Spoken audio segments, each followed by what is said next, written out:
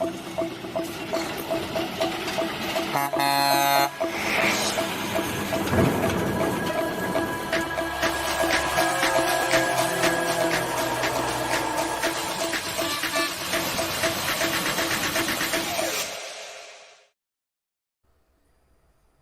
evening, everyone. Welcome back to Freedom Convoy 2022, Cruise into the Capital. But tonight, it's about more than just the capital. It's about the entire country, and all eyes have been on Windsor, Ontario, where police moved in this morning to shut down the blockade at the Ambassador Bridge, joining Windsor and Detroit. And they were successful in doing that, only to then have more protesters show up this afternoon.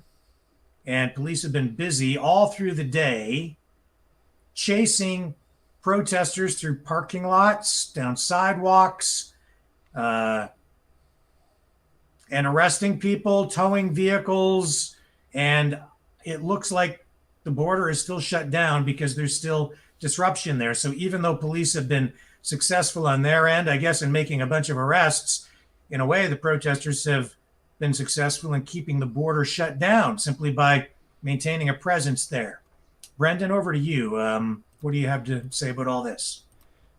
So it's Brendan Kennedy with the Flow of Discourse podcast. It's great to be here again with you tonight, Rick. Well, it's been the Hydra.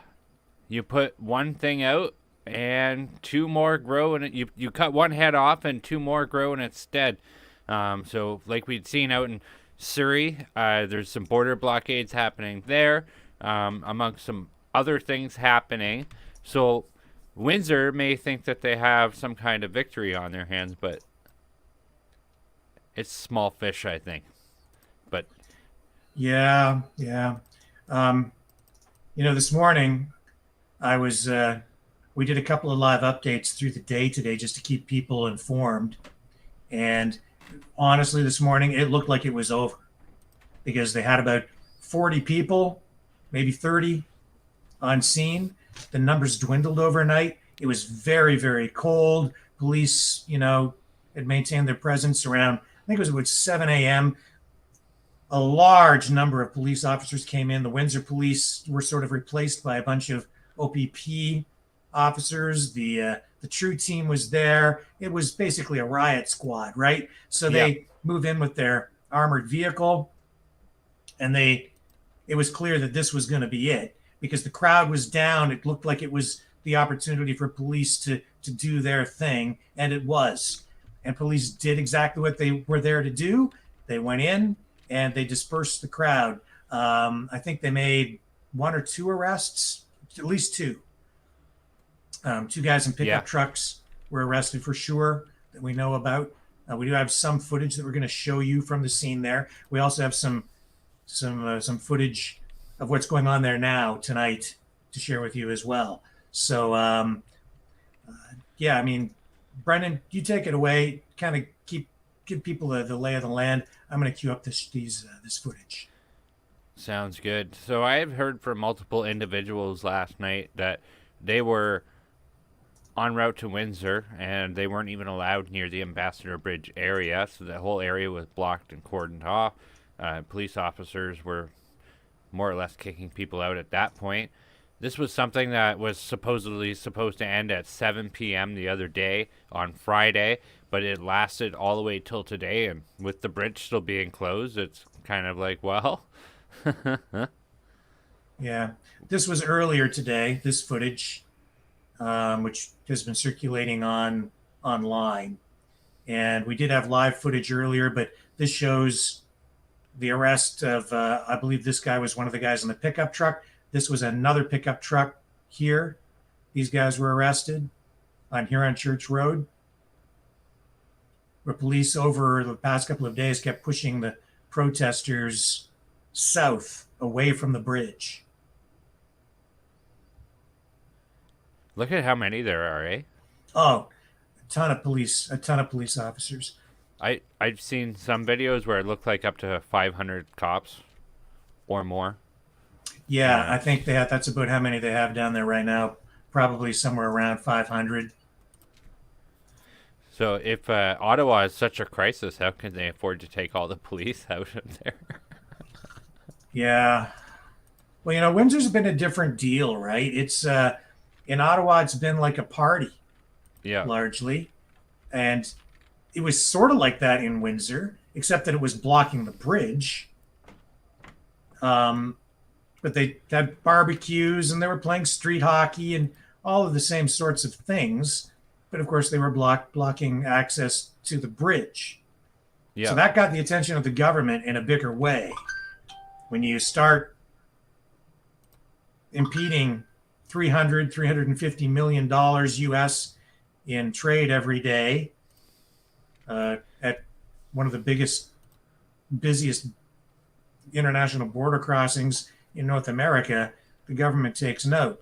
And Premier Doug Ford made it very clear he wasn't going to tolerate it because he was under a lot of pressure from big business. But, opinions on that vary, I guess. Do you have some footage to share with us here? Yeah, I queued something up there. This one was taken this afternoon, and I think this one gives us a good idea of how many cops are kind of there, right? Just from the image there. So I think it's worth sharing based off of that alone. So I'll go ahead and play it.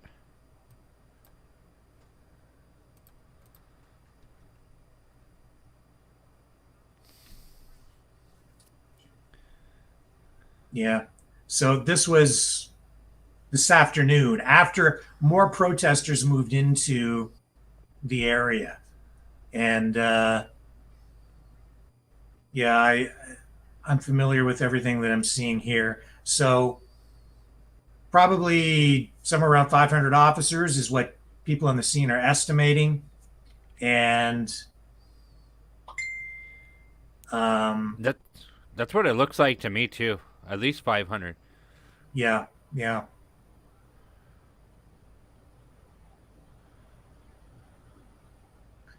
And what was going on is, the protesters who showed up in the afternoon were pretty much staying on the sidewalk.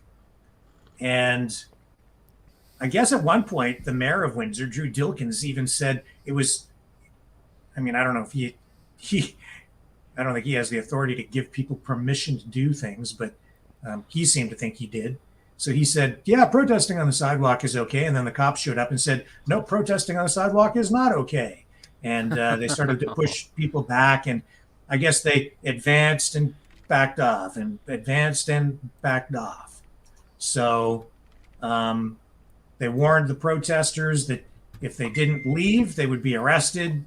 And yeah, that's kind of what's been going on. So they went around, they started rounding people up. Here's, I think we've got some live footage right now out of Windsor. So let me just bring this up for folks. Okay, perfect.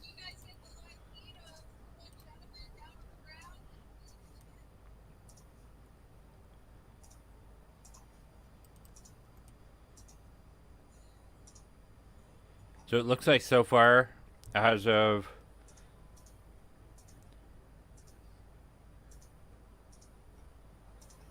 sorry, I've got so many clips here. I just have to find this clip for. Here we go. So as of 5:47, looks like there was 12 arrests, and majority of them are just mischief. Yeah. 10 vehicles towed.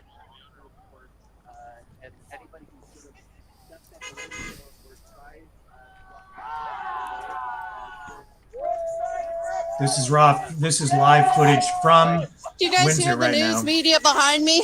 Just fake news. Just fake news.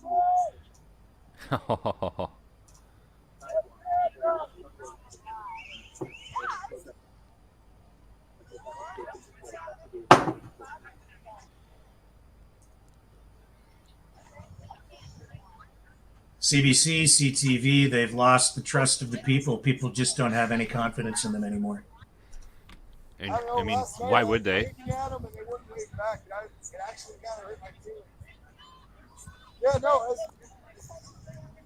But look at that. That's got to be huge number of police on site tonight. I mean, they're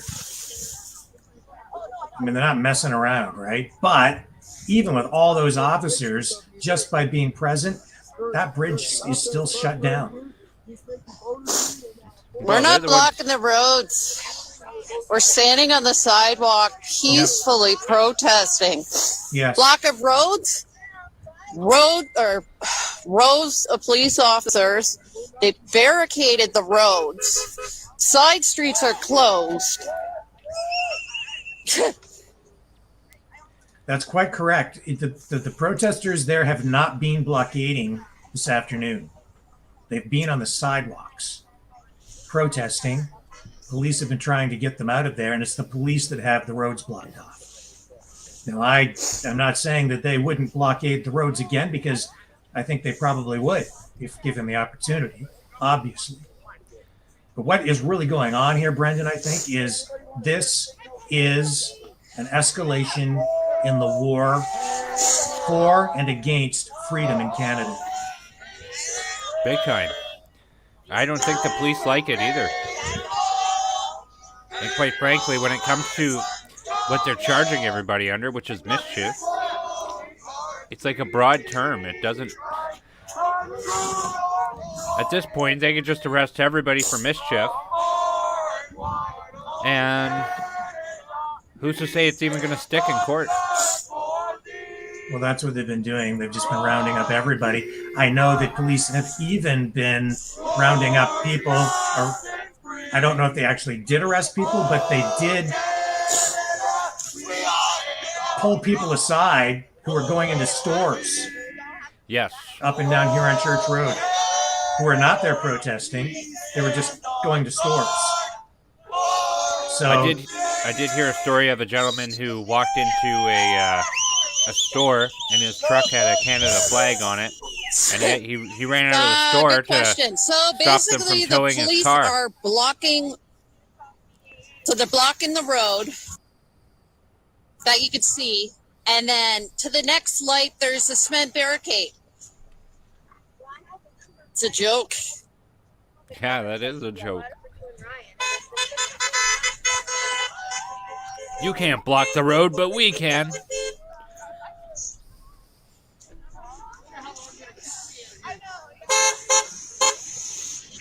So this is the hot spot. This is where all eyes are focused tonight. The world is watching Windsor-Detroit. And I don't think I've seen anything about like resisting arrest or anything like that either. I haven't seen any video of anyone resisting arrest. Yeah.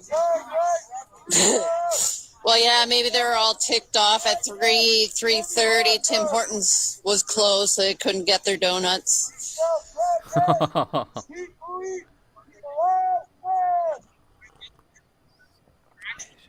Do cops even like donuts anymore? I feel like that stereotype died in the 90s.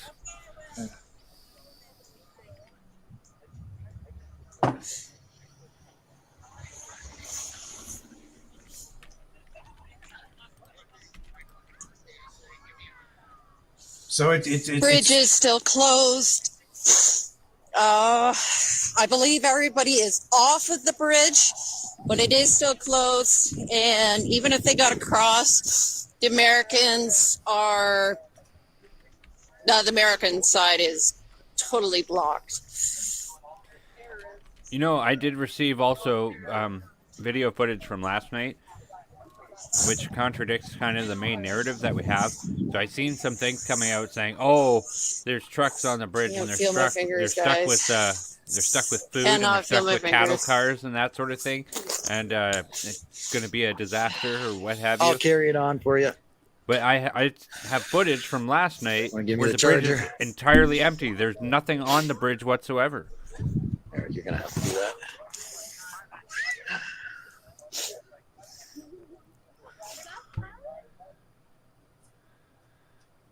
Signal out of there sometimes breaks up. It's difficult because you're right near the border, so sometimes the cell signals and the data it gets interrupted fairly easily when you're that close to the Windsor-Detroit border. But that's the scene tonight. I'm here on Church Road. Just I don't know how far down the road there now. It's got to be probably about 2 kilometers from the bridge now. where they've pushed this whole battlefront to, and that's really what it is. It's a battlefront. Yeah. Police have all the guns, of course. The protesters are just armed with flags and mittens, trying to stay warm, right? Because it's cold out there. Oh, it is freezing. Current temperature in Windsor, Ontario is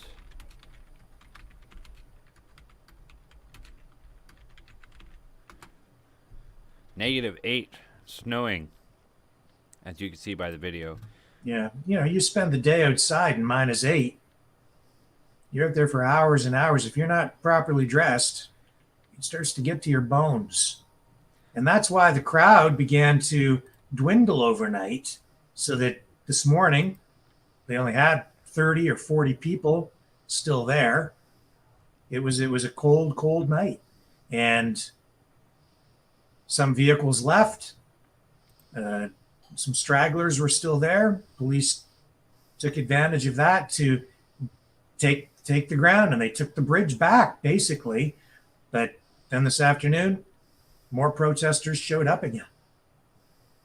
So yeah, it's been dramatic, to say the least. Dramatic and unprecedented. I've never seen this much determination from a group of protesters over anything. And I can understand it. No, this is the biggest I've ever seen at so many places. Any predictions as to what might happen here, Brendan? Oh, it'll clear out for a day or two, but I think they might be back. It wouldn't surprise me if they come back. And then they'll need to send the police back out all over again. Like, this has to cost like hundreds of thousands of dollars. Like, oh, more than hundreds of thousands. It's got to be millions. With like the police, like, look at all the cops there. All those cops are getting like overtime. Interesting, they say all options are on the table except one. Except they don't say except one, but it's clear there's one option that they're not going to be willing to consider, and that's to end all the mandates right now. Now, believe it or not, I have a bit of irony to share here. So Maxime Bernier found a swastika.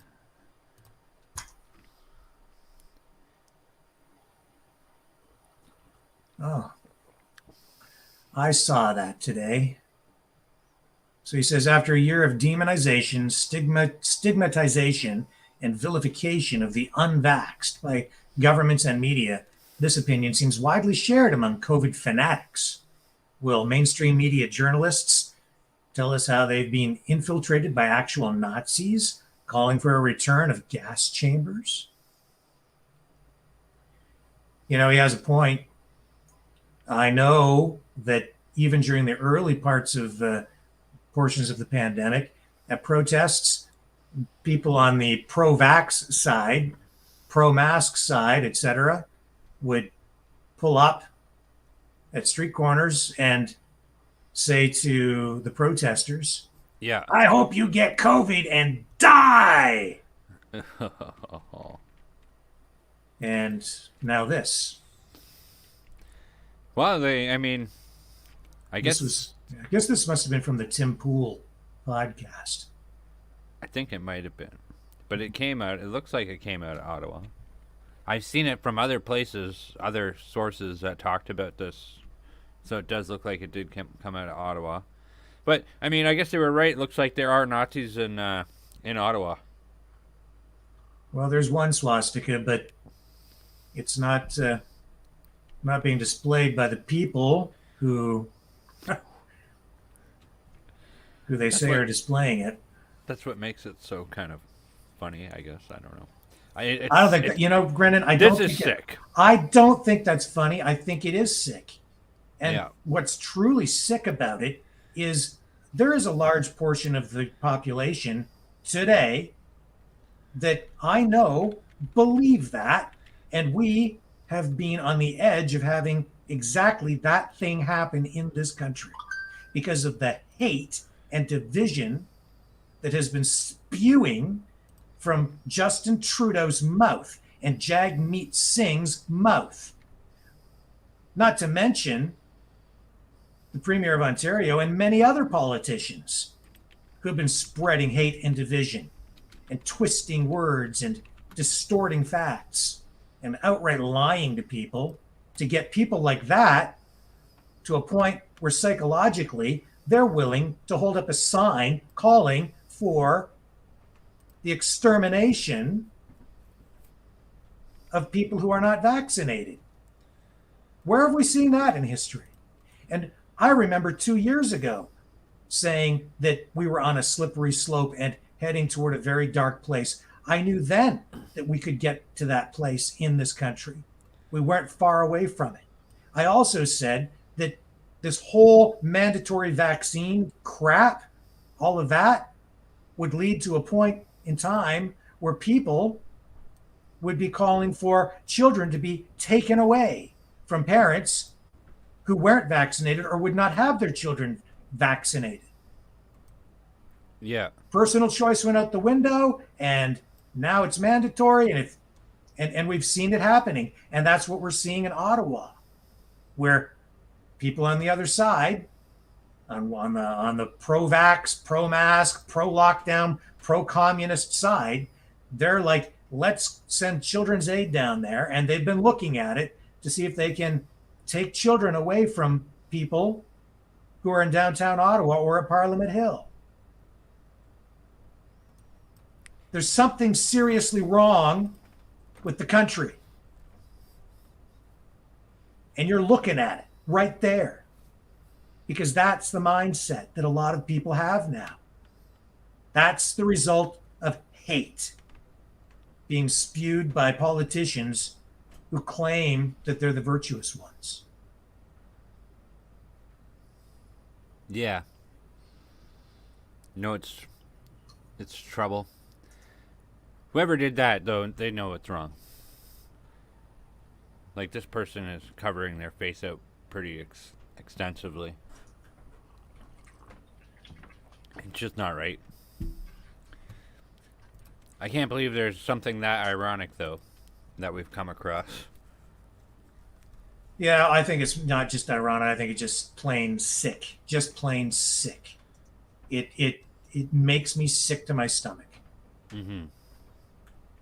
Can you imagine if it was the other way around?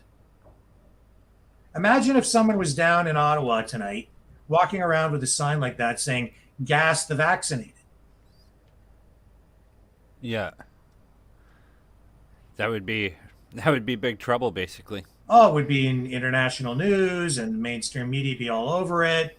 And, oh, look at these Nazis. Let's just take it down. It's disgusting. Just absolutely disgusting. So I don't know. I just don't know. I'm appalled, absolutely appalled. Now, there was also a statement from the Church of God and Apostle Stephen Hargrave that I'd like to share with you. I'm going to cue this up. Perfect. Let's do it.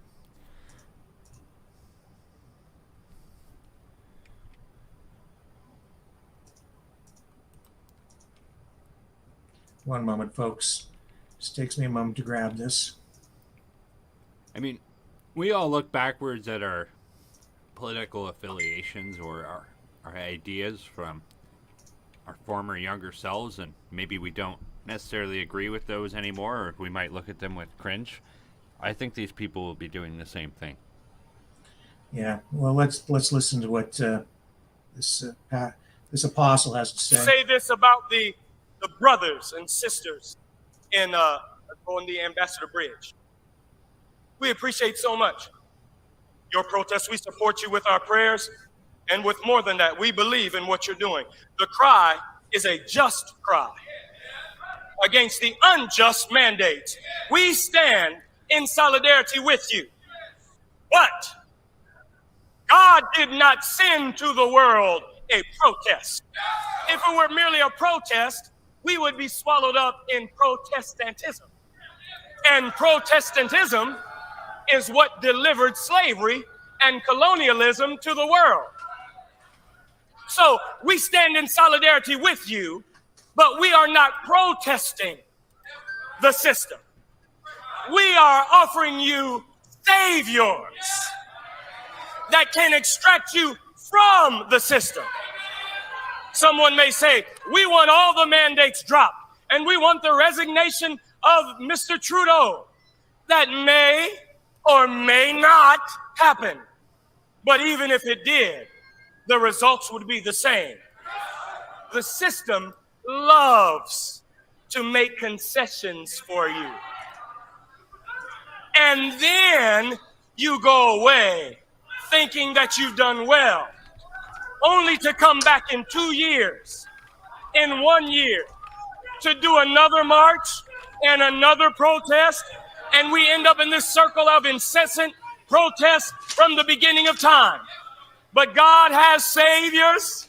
The Savior has saviors that will at last end this circle of protesting by delivering to the people the saviors and heroes that they need. You don't appeal to the system that created the oppression. You look for saviors to extract you out of the oppressive system. I'm still talking to my brothers and sisters in Ottawa. If we understood this, it wouldn't matter what any government said. We would pool all our resources. We would be in unity together. We would fight the system, and they would not be able to do anything about it. Brother, you're talking about a revolt. Yeah. Yeah.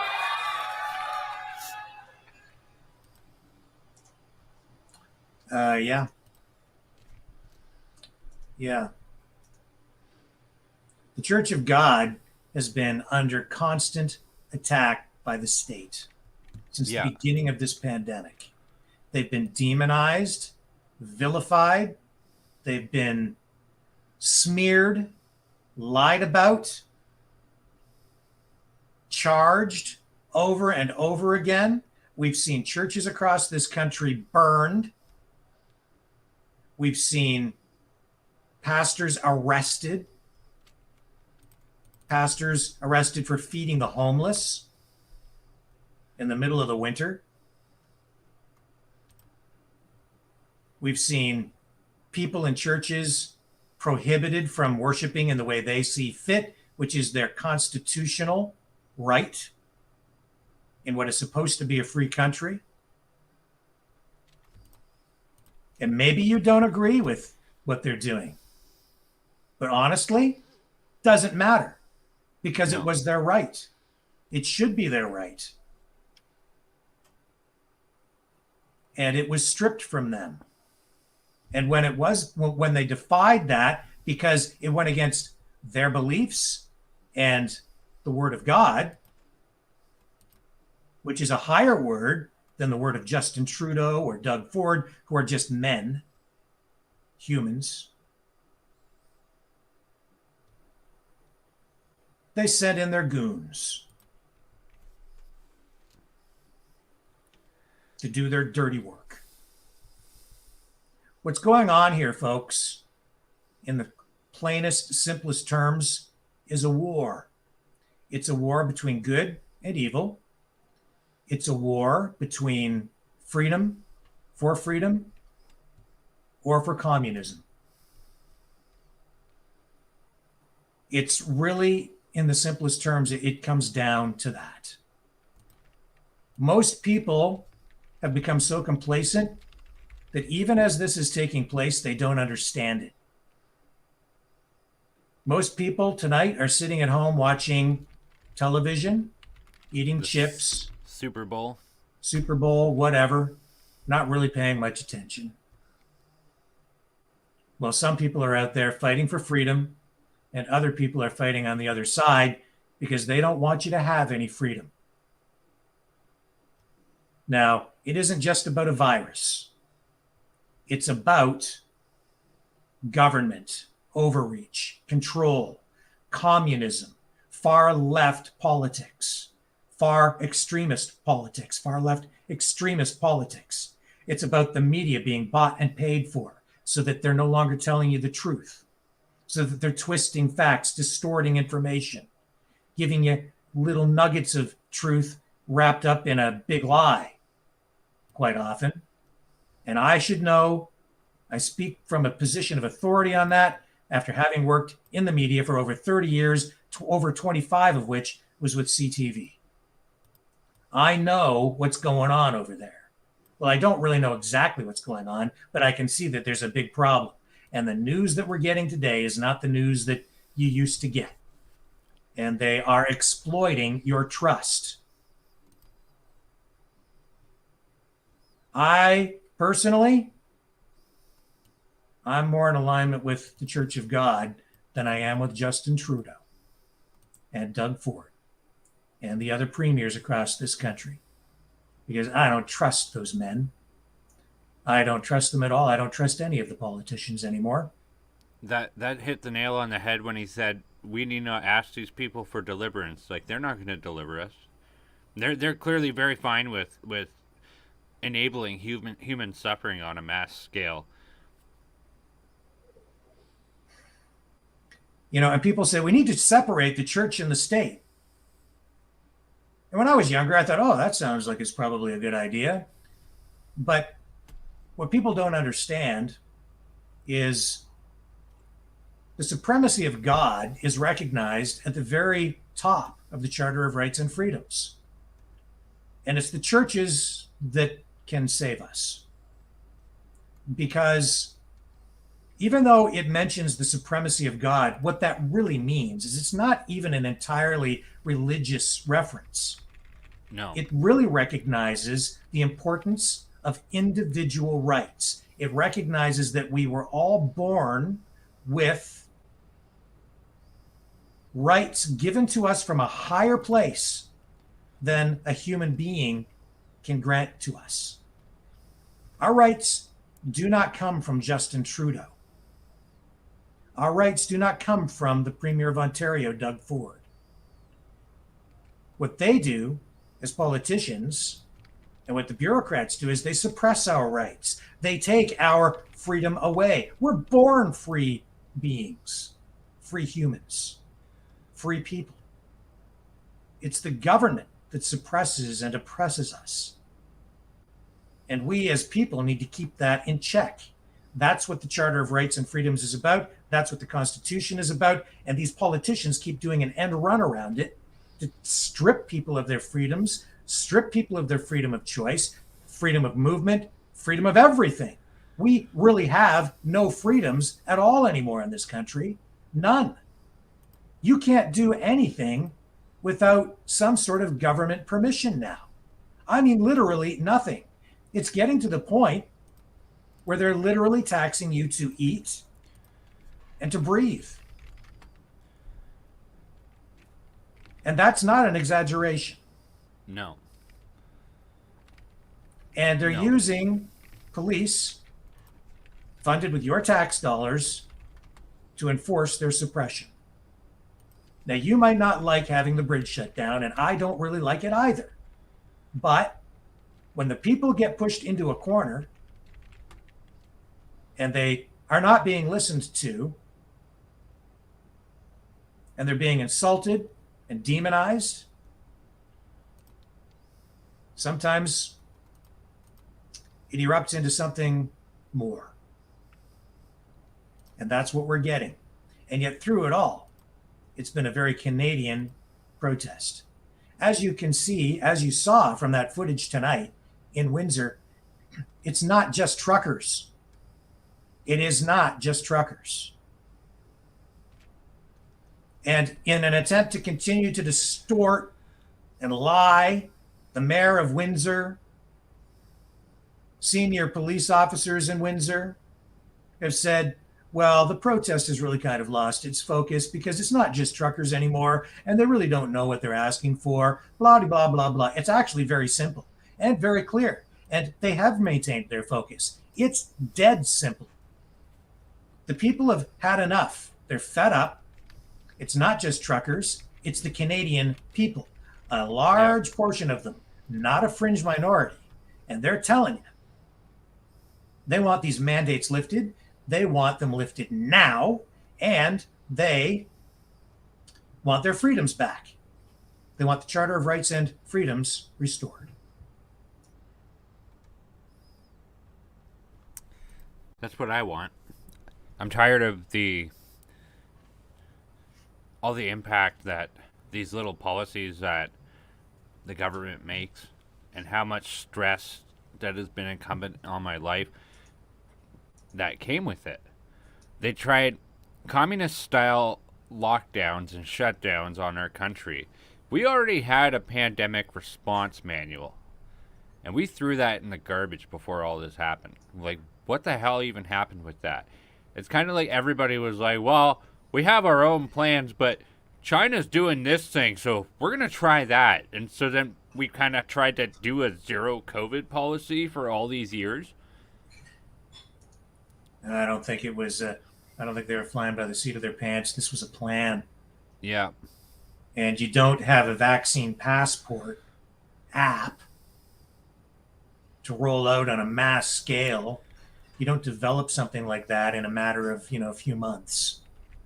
Something like that, they put that thing together well in advance. And they spent big money doing it. I actually know exactly how long they've been developing that. So that's been in development since 2017. Yeah. You can check it out. It's called the Known Traveler Digital ID Program, ktdi.org. That is ktdi.org. It is a World Economic Forum project, and they've been working on it, as well as the Netherlands and Canada. Canada sunk probably a few $1 million into this project since 2017. The Liberal Party of Canada also had it as one of their platforms, too, in the last election. And remember when it was all a big conspiracy theory? Oh, we'd never implement a vaccine passport. That would never happen. You all have tinfoil hats. You're all crazy. You're all a bunch of conspiracy theorists. Yeah, no. And now they have, well, a lot of people in favor of it and begging for it. Please track me. Track me. I want it. And Beat me Ontario, more, please. Ontario is going to be switching to digital driver's licenses and health cards soon. I don't know what that looks like, but I sure as hell ain't downloading it. Yeah. Here's a video from Ottawa today. Just a short one. I don't know. This might warm your heart, or if you're of a different mindset, you might think that the parents are irresponsible. You can decide.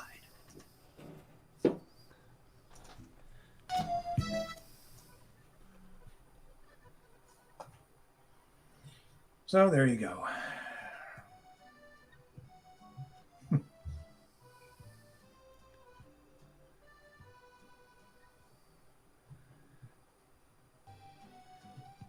Well, Anyway, enough of that. doesn't that just trigger you? Well, a few days ago, Ottawa police moved in, confiscated the bouncy castles outside Parliament Hill. And, one of the comments that I know has been circulating on that video is, "Where's the Children's Aid Society?" I get that you don't want to take children into any place that's dangerous, but you know what? It's not the truckers who are a threat to the kids. It's not the other people there. The only signs you see around say love and peace and freedom. And they're feeding people for free on the street, including the homeless. And the kids are having a riot down there. It's been like a festival. It's been very much like a Canada Day celebration times, 50, 100. Free pancakes, free food. Yeah. Maxime Bernier was cooking up pancakes all day. Yeah. So Yeah, freedom. They kept calling them freedom pancakes, but they should call them freedom flapjacks. Flatten the fear flapjacks. That's what they should be calling them. I think they did. Somebody did say something like that. I can't remember though. I'm not.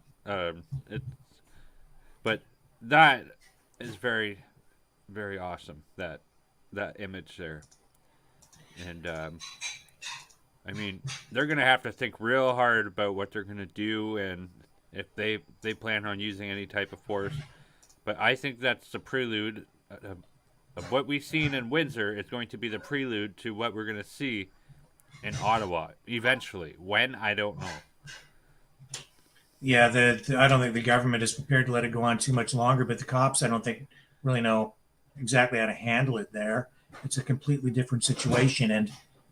And out in Alberta, in Coutts, Alberta, the standoff there continues as well. And apparently today, police did something that I'm not sure if it was legal. I'm pretty sure that this is going to, well, it's you let me know, folks, in the comments, if you think that it's okay for the cops to go in and sabotage, damage heavy equipment in order to achieve their militaristic goals, which include shutting down the protest in Coutts, Alberta. Here's a clip from one of the people on site there. February 13th, but we just got confirmation. Our organizers there brought in 2 steel-tracked excavators, and they parked them a few miles up the road on our access. And supposedly they were along the side of the road in the ditch at the time, and the RCMP didn't like that idea. So we moved the excavators a mile or so into the farmer's field on private property and told them, and they confirmed that. And it was shortly after, in the evening last night, that they then sent a text message to the owners of the machines, or our organizer guys, that they deemed those machines inoperable. And so it was kind of like, what do you mean you deemed inoperable? So they went out there to verify and confirm that the machines were physically damaged. Solenoid lines were cut, fuel lines were cut, hydraulic lines were tampered with. They even took filters apart and sprayed spray foam into housings, completely destroying that. Like, that's going to be thousands and thousands of dollars to repair all that. And so we don't know for sure, if it was physically RCMP doing it, but maybe it was somebody that they informed to, because how else would anybody know that to go and destroy something like that? It parked out in the middle of nowhere. So anyways, I just want to get that out there to people that, we're just being peaceful here and enjoying the weekend with family events, and they're out wrecking and vandalizing our private property. So pretty bad. February 13th, but Yeah. Well, first off, I think we should say this is all alleged at this point. We haven't seen any. Is there any footage of? Well, somebody did it, and they got a call from the cops, right? Yeah. But I mean, Seriously? no pictures of the excavator or anything. It's just. Well, I don't have the video, but I'm sure that it's out there, Brendan. And Yeah. It won't be hard to verify that, No. because those machines are not going anywhere anytime soon. They're going to have to move those now. You need special equipment because they can't move on their own, which is exactly what police wanted. Holy Toledo. If that You is the see, case, folks, it's a form of warfare. This is not policing as usual. This is not government as usual. This is not the Canada that I have known, that I've lived in all my life. This is not normal. This is not normal policing. And honestly, if police did that, absolutely 100% unacceptable. You don't touch private property and you don't vandalize it. That equipment is worth huge money. And if you have no regard for the people who own it, I hope that they're prepared to pay for it. Somebody needs to be held accountable for that if the story is as told. Yeah, Rebel News has video of the damage. There you go. Okay, thank you. And thank God for Rebel News, because those guys, they do an awesome job. They truly do. Absolutely. Now, what this really reminds me of more than anything is some mafia-style tactics. Like, holy smokes. It sounds like something the mob would do. They go to a competing union, break apart their equipment. Prevent them from working. It's fascism. It's Yeah. actually it's fascistic communism is what it is. But yes, we're living in a country now that has become very much a police state, and the government is just making up new laws as they go along. They don't like this. Yeah, if they did, Rick, it's going to be bloody soon. I sure hope not. But my God, police, give your heads a shake. What the heck are you doing? Whose side are you on? Which side? Not whose. Which side? Or maybe it is whose side. You're on Justin Trudeau's side? He's just a person. These guys are making big mistakes, these politicians. Think about what you're doing. Now you're not only following unlawful orders, potentially.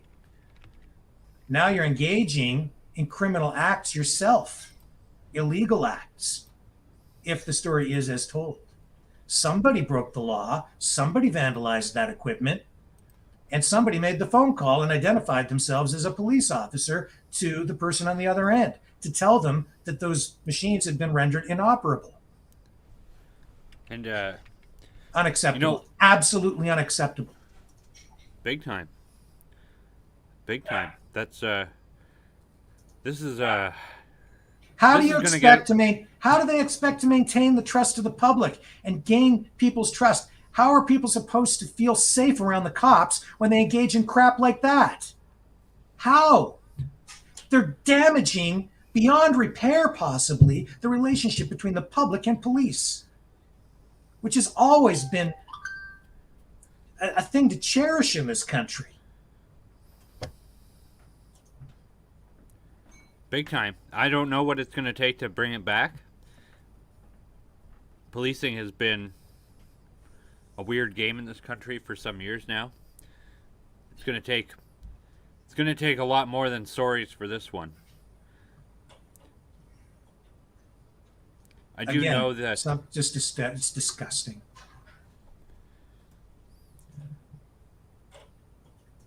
Yeah, I don't know what it's going to take to repair this.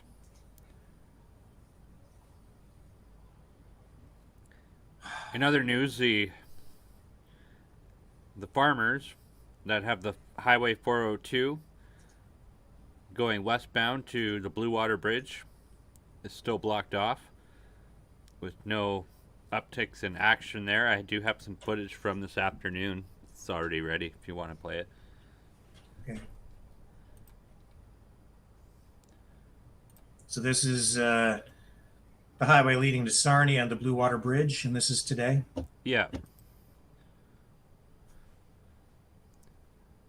Still all blocked off. You know what, Brendan? The freedom fighters are not giving up. No. No, they're not. And these guys aren't giving up. And now, I've talked about this a little bit before. What they have going on here isn't so impactful, like closing off the actual border. But what it does create is like a 20 to 30 minute delay from going to the border. So before they had a direct route to the border, and this makes them go all the way around. So it is a big pain in the ass for them. But they've been staying quiet about this one. They haven't said anything about it. Everything in Windsor has been taking all the limelight and all the spotlight. So it's been keeping it off of these guys.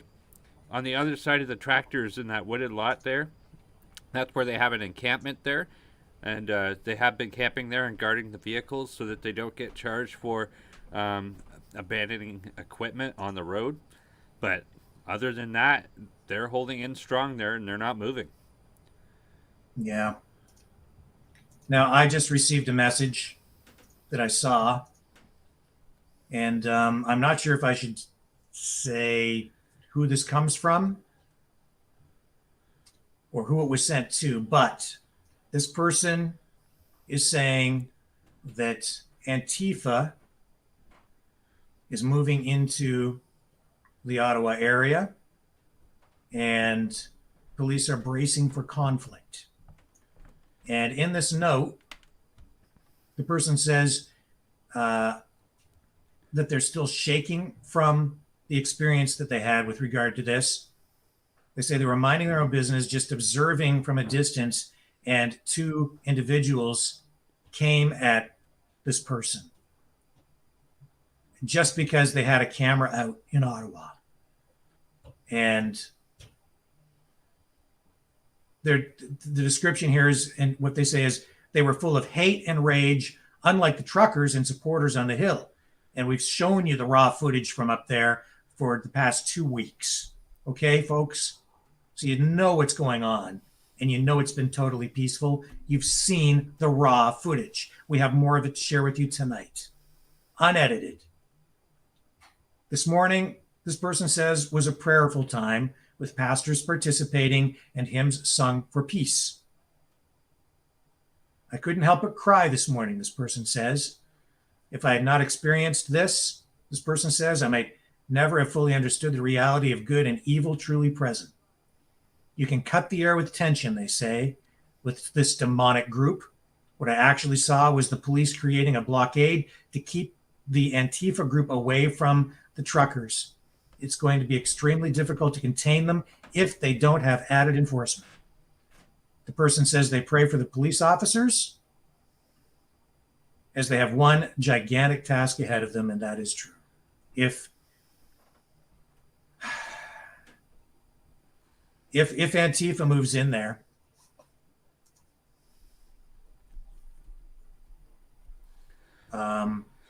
they'll shut the whole thing down. They won't. The police won't discriminate one person from another. They'll just they'll blow the whole thing down. Yeah.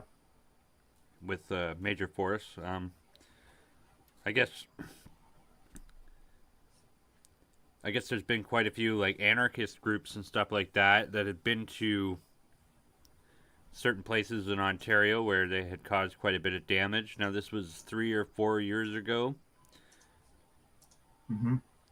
In Hamilton, and they had to bring out the riot police and that sort of thing. But they were going around neighborhoods and causing quite a bit of damage. The Ottawa police are on alert though, because I'd seen a video this morning. I won't be able to share it, but it was about an individual who was with his 13-year-old daughter, and she was carrying a Canada flag with her. This guy stole it and starts screaming at them about, "Oh, get out of my city! Get out of my city!"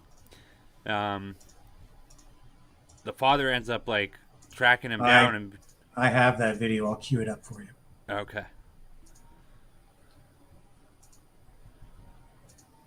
It'll just take me a moment, but you can continue to describe what happened.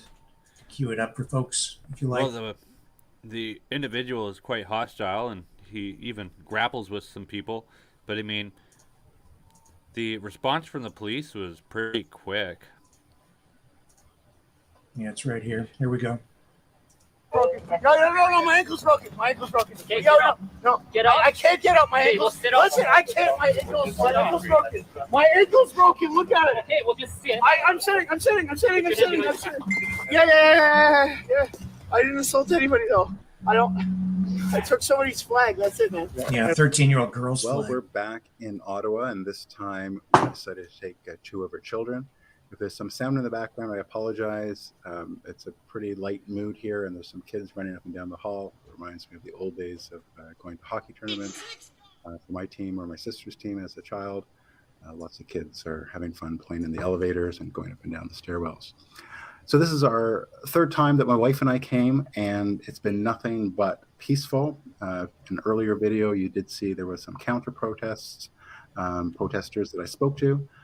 This weekend, unfortunately, that's changed. There has been some violent activists, or at least one anyway that I saw, and unfortunately we had a bit of a run-in with them. I'll let my daughter explain what happened. We got assaulted by one guy, precisely one that wasn't part of this crowd. Okay, So. when you say assaulted, what happened? As in he stole my flag and no. ran away with it. Yeah. Were you being rude with the flag or something? Or No, he was walking behind us. We were just walking down the street and he just happened to grab it. Like, we thought he was friendly at first until he wasn't, so.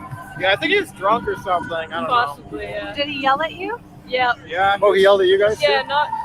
not exactly at me, but at our group, yeah. What was he saying? Am I allowed to swear? Well, you don't need verbatim, but No, what okay. was the tenor of his message? He didn't like us being here holding flags. Hey, get out of my city. Get out of my city.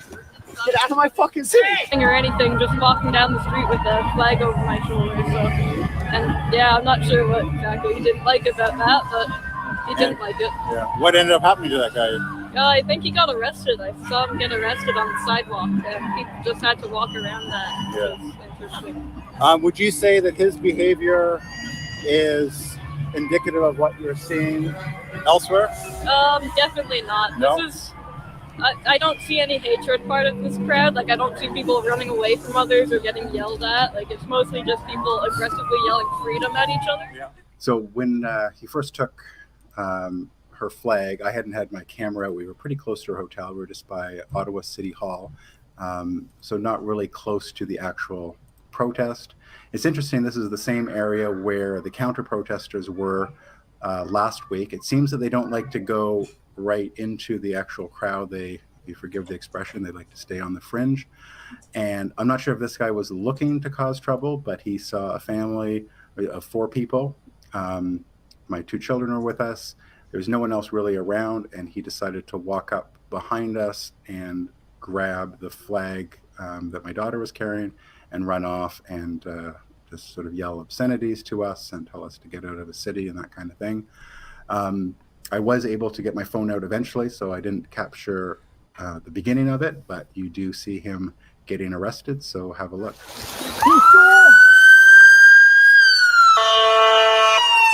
Oh, police! Why did you steal the flag from my 13-year-old daughter? I stole the flag from you. No, she was carrying it. Oh, yeah. She was carrying it. You I stole it. love how you have an excuse as to why you indoctrinated your. Hey. Shh. Get out of my city. Get out of my city. Get out of my fucking city. Police! You understand? Police, please! You're acting like children. Police, please! Get out of my fucking city. Hey, dude. All of you. You stole that flag! You think this is just going to keep happening? We're all going to keep putting up with it? Come on, children. Come on, children. Act like grown adults. Hey, watch your mouth. Oh, yeah. This guy stole a flag from my 13-year-old I daughter. stole a flag from you. Stop You acting stole like a flag from my 13-year-old daughter. Oh, that's disgusting. This guy stole a flag from my 13-year-old daughter. So I'm in the city. Children. What's your problem, dude? You. What about me? Grow up and throw some balls, buddy. What is it you don't like? I don't like men who use 13-year-old daughters. To carry a flag? No, to do their bidding for them. Okay, what's my bidding? Let go of my phone, dude. Police, please! Police, please! Can I have my gloves back, please, dude? Hey, you gotta. Yeah, just leave my gloves, please. Thank you. Oh, come on. Thank you, sir. Have a good day. Yeah. Yeah? What's your Yeah, name? everybody's watching. Back off, please. Police! Back off, please! Police! Police! Back off! I'm not hurting you! Peace! Peace! I want peace! I deserve this.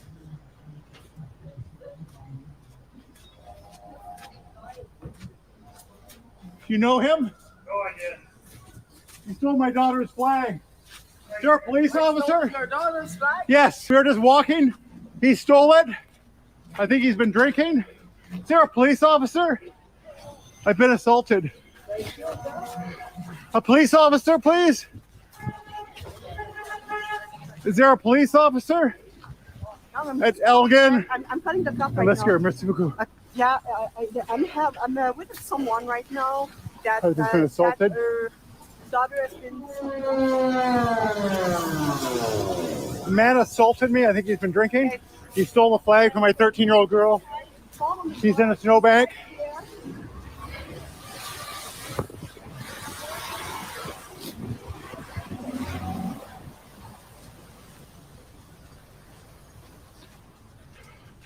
I'll let you guys deal with that. Thank you.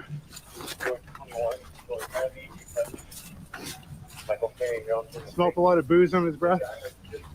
He grabbed the flag from my 13-year-old daughter, stole my gloves. Got a lot of it on video. I'm calm. I saw what happened. Thank you. Appreciate that. If you need a, Thank you. you Appreciate need a that. witness. Please stay by. Thank you. Someone? Yes, he assaulted me, officer. Okay, you're under arrest. My ankle's broken. No, my ankle's broken. My ankle's broken. Okay, No. Get up. I can't get up. My Okay, ankle. well, sit up. Listen, I can't. My ankle's broken. My ankle's broken. Look at it. Okay, we'll just sit. I'm sitting. Yeah. I didn't assault anybody though. I took somebody's flag. That's it, man. And my I gloves. swear. Remember, you stomped them in the. And earlier, No, we saw him assault an Uber driver. Yeah, I'm still here. I'm being handcuffed by police officers Is that because you they think assaulted I did something I didn't do. But Yeah. my I can see my ankle is sideways hanging. Yeah. What are they saying you did? Yes, I will. Just stick around, please. You're the guy who- Oh yeah, he assaulted me. He pushed me Yeah, down. we saw that. Did you too. see me do anything to him? Nope. No. I'm not believing. Let the officer through, please. These guys saw it. It's very there's a lot of police officers. There's a lot of Yeah, people thank you. saying I just. They say. Sorry? Yeah, it's broken, but it's here somewhere. Thank you. Hi, officer. Your husband? Yes. Sir. Okay. So I think I saw your wife over there. Okay, thank you. Yeah. Okay, thank you. Merci beaucoup. Keep in mind that we saw him assault an Uber driver earlier. Not only this time. Can you guys wait around? Yeah, I'll stand over here, officer, until you're ready for me. No, I can't. My ankle is broken, guys. I heard it snap. I can't. When did it break? When the guy landed, the guy in the blue landed on my ankle, and I heard it snap sound. There was a lot of very supportive people around. There was one fellow who I guess came to my defense. Unfortunately, he did start grappling with this guy. I would have preferred not to. I was doing, well, not just my best, but I believe in peace. So even when he was, pulling me, I put my hands up and I didn't engage with him physically. I think that's important. But there was a lot of people just lending support, a lot of witnesses. There was even one couple who I guess felt badly that he damaged the flagpole that my daughter had, and they gave us theirs here. So I'm not sure. Looks like it's on a painting stick, and it was the only flag they had, but they insisted that my daughter take it, having had hers broken. So a little bit of excitement, but despite this, this was one person, and it was someone who I guess was upset that there's people in their city and felt that the right way to handle that would be to go find a 13-year-old girl and steal her flag and then yell at her and take her father's gloves and put them in the slush and everything, as you can see. It's disappointing. The police did ask me whether or not I wanted him charged, and I said yes. I think they're going to call me, so I could probably change my mind. In the moment, I thought it was the right thing, and I still do. And the reason for that is, well, first of all, the police chief himself said that he would not tolerate lawlessness in his city. Every unlawful act, including traffic and insurance violations, will be fully pursued, regardless of the origin, at any time in the future. This includes parallel and counter demonstrations. Further to that, there are a lot of people here, and thank goodness the vast, vast, vast majority of people are well behaved. But that type of behavior can spark problems. I'm glad it didn't happen, but it's interesting. He didn't pick on like a bunch of burly truck drivers downtown. He chose a 13-year-old girl who was with her family. Had this gone differently, I would not want this to happen. But someone could have hurt him. They could have seen, because there was a lot more, I guess, protesters than counter-protesters, if you will. And I would not want that to happen at all. But that type of behavior can spark unrest in the city. So a little bit of excitement for one night. It kind of had us a little bit shaken up, but it didn't ruin our night. I did have another pair of gloves that I could use, so I came back to the hotel. We ended up going to Parliament. The kids had fun. We had fun. We walked around. And once we got past that, he was just alone. He's the only one I saw, so I wouldn't even call it a fringe minority because he was a minority of one. Once we got past him and the police took him away, after that, it was very loving and peaceful and a good celebration. So I'll check in with you again. We're here in Ottawa for 2 nights, and we'll see what else happens over these next couple of days. Thanks for watching. So yeah, that's making the rounds. That footage, and what do you think, Brendan? Throw the book at him. That one commentator there, he was right by saying liberalism is a mental disorder. Mm-hmm. This guy here was clearly being disorderly, and if he was drunk, throw that at him too. Like, he has no right going up to anybody and behaving that way with them. If this guy is a citizen of Ottawa, for shame on him. I've seen plenty of interviews with people from Ottawa who live there, who are participating downtown, and they're getting involved and they're doing stuff. And some of them even pointed out, if they think what's happening in Ottawa right now is bad, you haven't seen a Canada Day celebration down there where there's usually a lot of drinking involved and a lot of problems that pop up over the course of the night. This is not much different. But I would say this is, on average, it's more safe. Across the board, it's been more safe. But it's people like that don't make it safe. But he knew he knew what he did wrong there. He said, "I deserve that." You hear that? He said, "I deserve this." I pity that man. Yeah, it's pitiful. I feel sorry for him. And I think what we're seeing there is someone's heart that has been filled with darkness and hate. And we know where it's coming from, directly from the Prime Minister's office, directly from the Premier's office. And it's disgusting.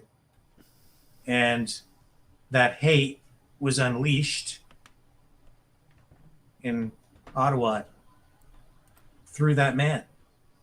Mm-hmm. In a way, he's a victim because of what they've done to his mind and what they've filled his heart with. Yeah, I mean, if they don't do something about this, like if they don't charge him, then that's going to make the police look kind of bad, because Peter Slawley said, "We will not tolerate lawlessness." Well, I'm glad something might be is to be done, because regardless of whether, regardless of the circumstances, that guy, if something isn't done, he'll go out and do that stuff again. Exactly. And the father is absolutely right. That kind of incident, that kind of action in the middle of a group of people who have been so far completely peaceful, that can turn things right upside down in a real hurry when you inject someone who's attacking a little girl, right? Or anybody. So, yeah, Well, this guy, it sounds to me like he may have been on a rampage even. And I know Uber Eats is relatively expensive, but I don't think it's worth assaulting anybody over it. If that allegedly is true, then this guy is probably on some kind of rampage where he's romping around downtown Ottawa, causing crap. Yeah. And if the report that we just received that Antifa is on is down there and preparing to make their presence known and preparing for conflict. Bad news, man. Really bad news.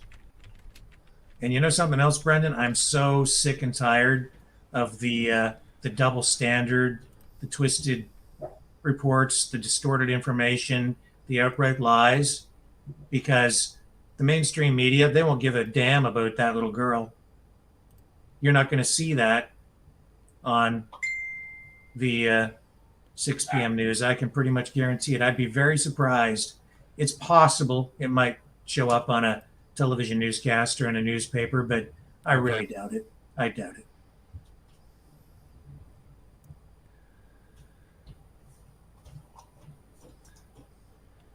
Does Antifa have a website? I've Antifa? never checked it out. Yeah, I've never checked it out. I think they do. I'm pretty sure they do. I know that at one time, if you typed in Antifa.com, it went to Joe Biden's website. It's a fact. That was during the election. I'm pretty sure idiot.com goes to Justin Trudeau's Wikipedia page.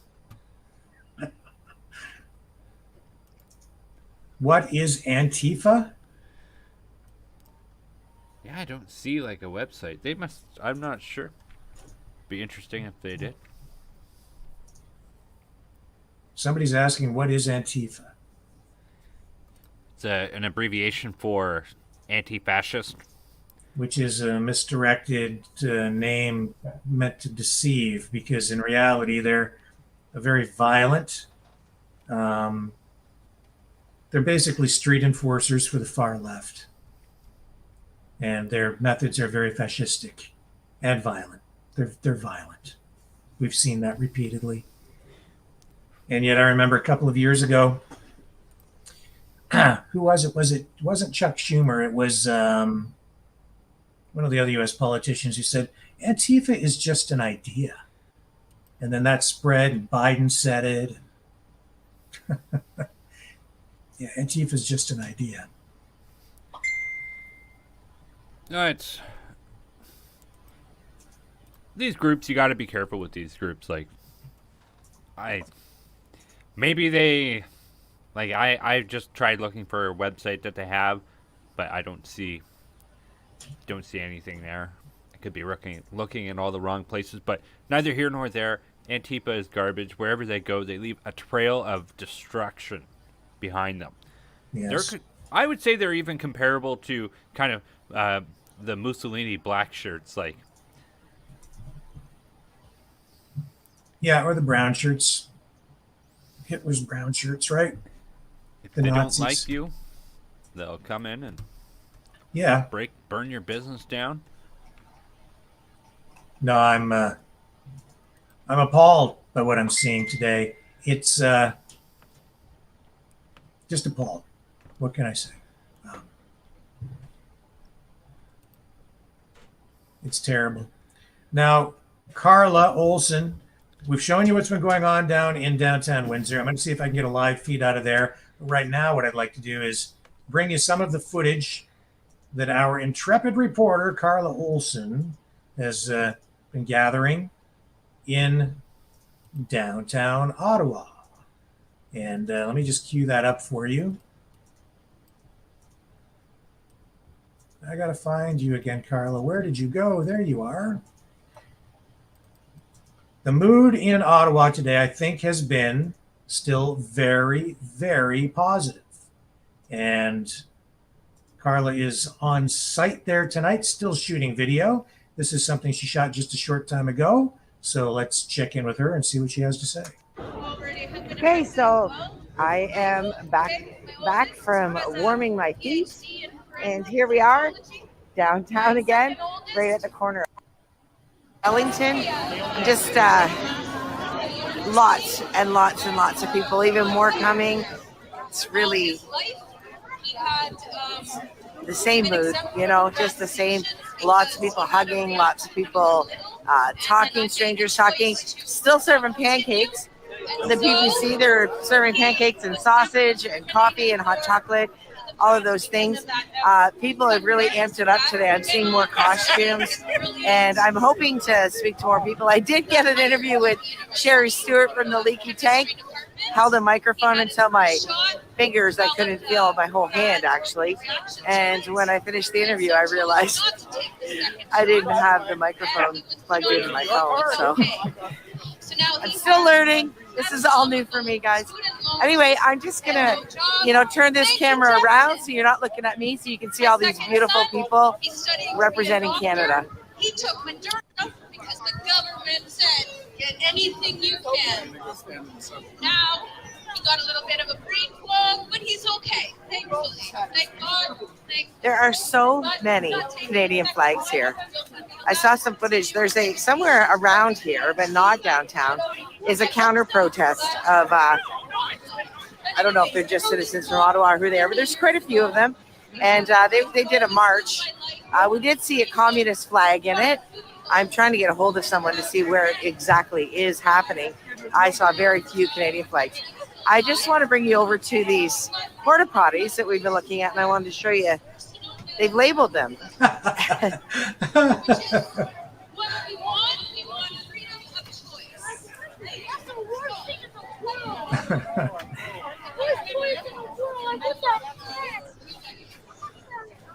Dog Ford. Great. And I'm just stuffing. There's quite a few of them. Hopefully the city is providing us with sanitation at this point, but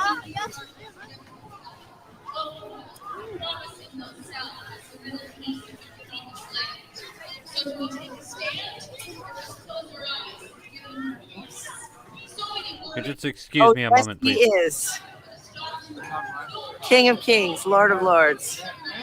I'm just going to put Carla full screen here. Just a sea of flags, guys. So many people out there. Just a sea of flags.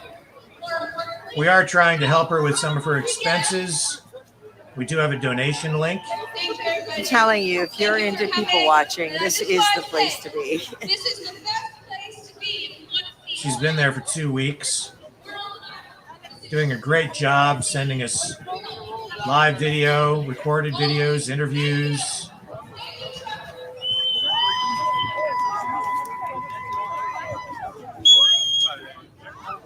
There is a link to donate to help cover the expenses in the description on YouTube and Facebook. It's a PayPal link.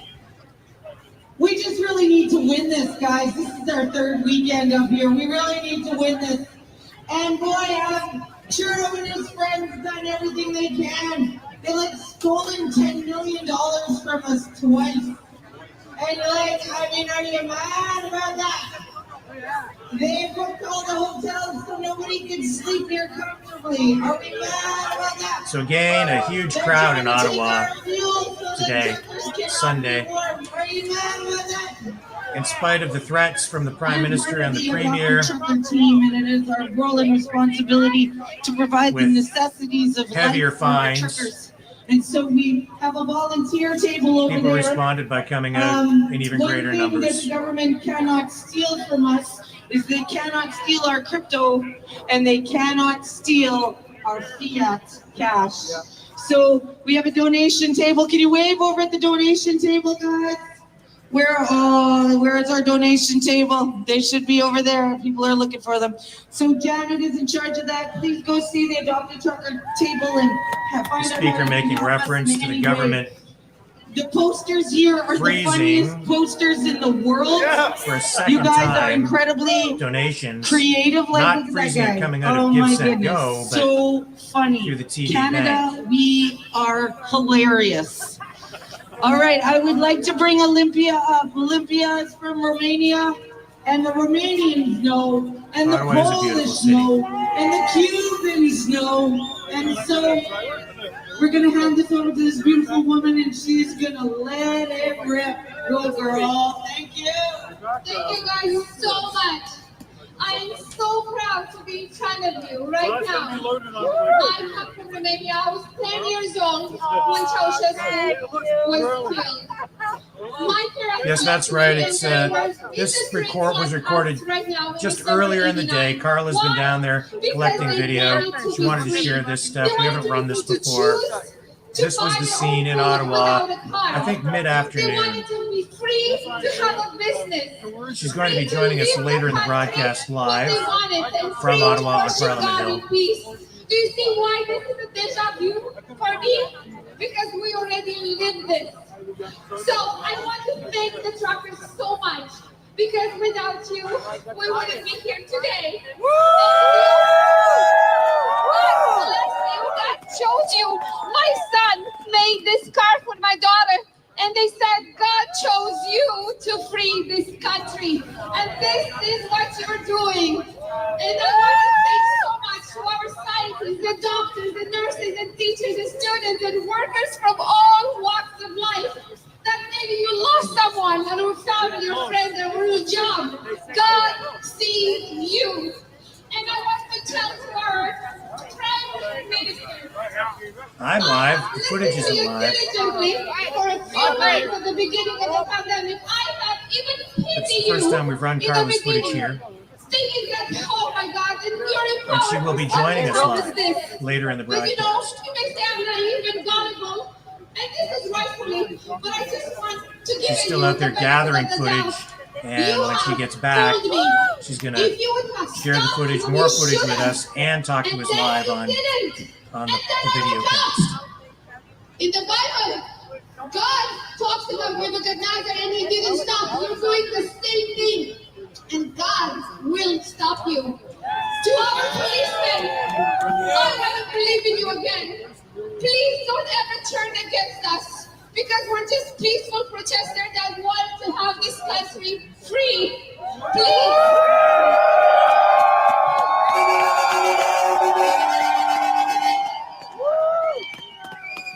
And to our military, I know that nothing passes by you to protect this country and preserve it in case of an attack, foreign or domestic.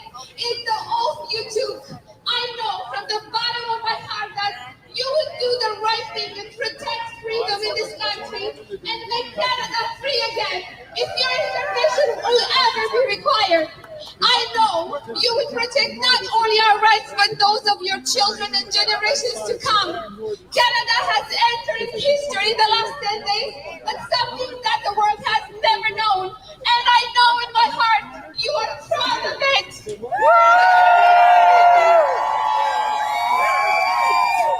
Thank you to everybody, and thank you to my wonderful family.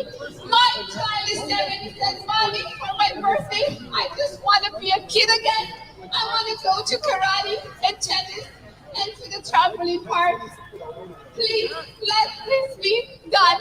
In Jesus' name, I thank you all, and I love you.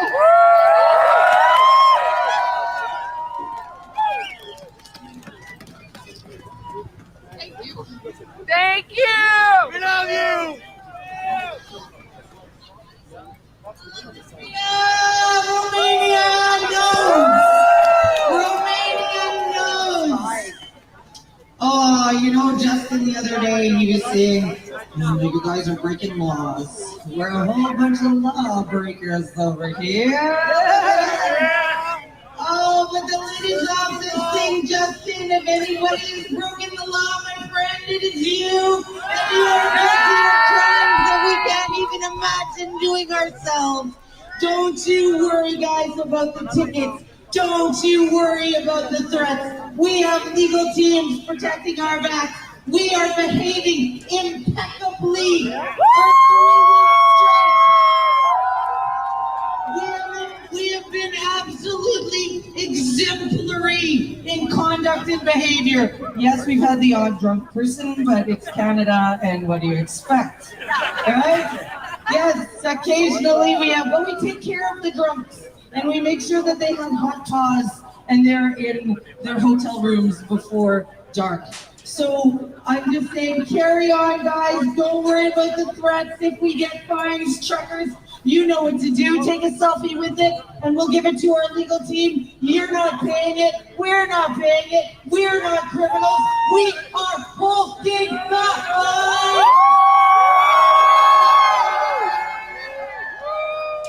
All right, I think we need some dance time. We need to dance and jump around because it's freaking cool. Come on, DJ.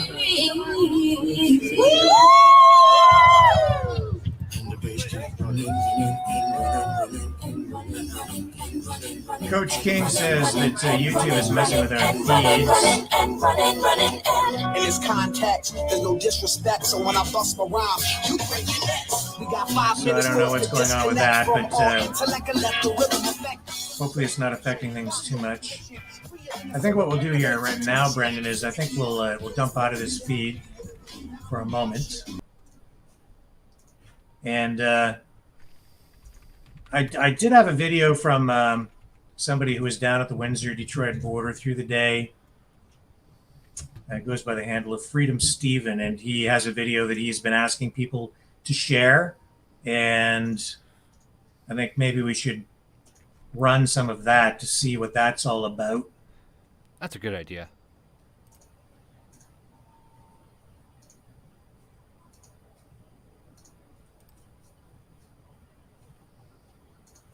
Here he is. Oh, if there's swearing in this, so I'm here. I apologize. Pull this off here. I don't know. I haven't watched At the location of the new Nazi station. This is where the protest is, right here now. It's been moved in front of Canadian Tire.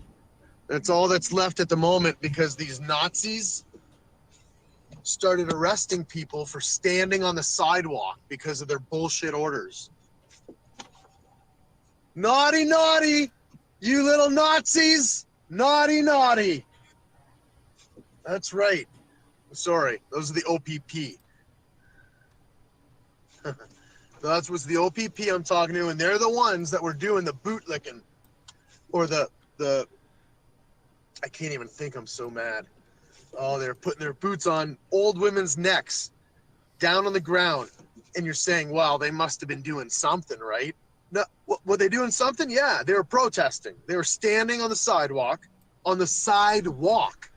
By this point, because the police had pushed them as in move, not physically, I don't think yet, move them to the sidewalk, which they complied, to try to be peaceful protesters to the sidewalk, since that's where the line was moving them to, and the numbers were probably minimal this morning.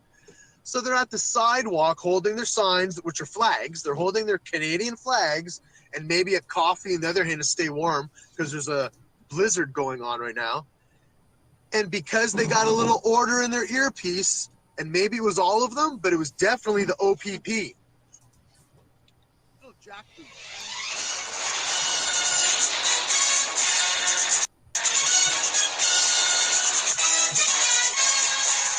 These little jackboots arresting. Forget about the putting their boot on the neck and all that stuff. They're arresting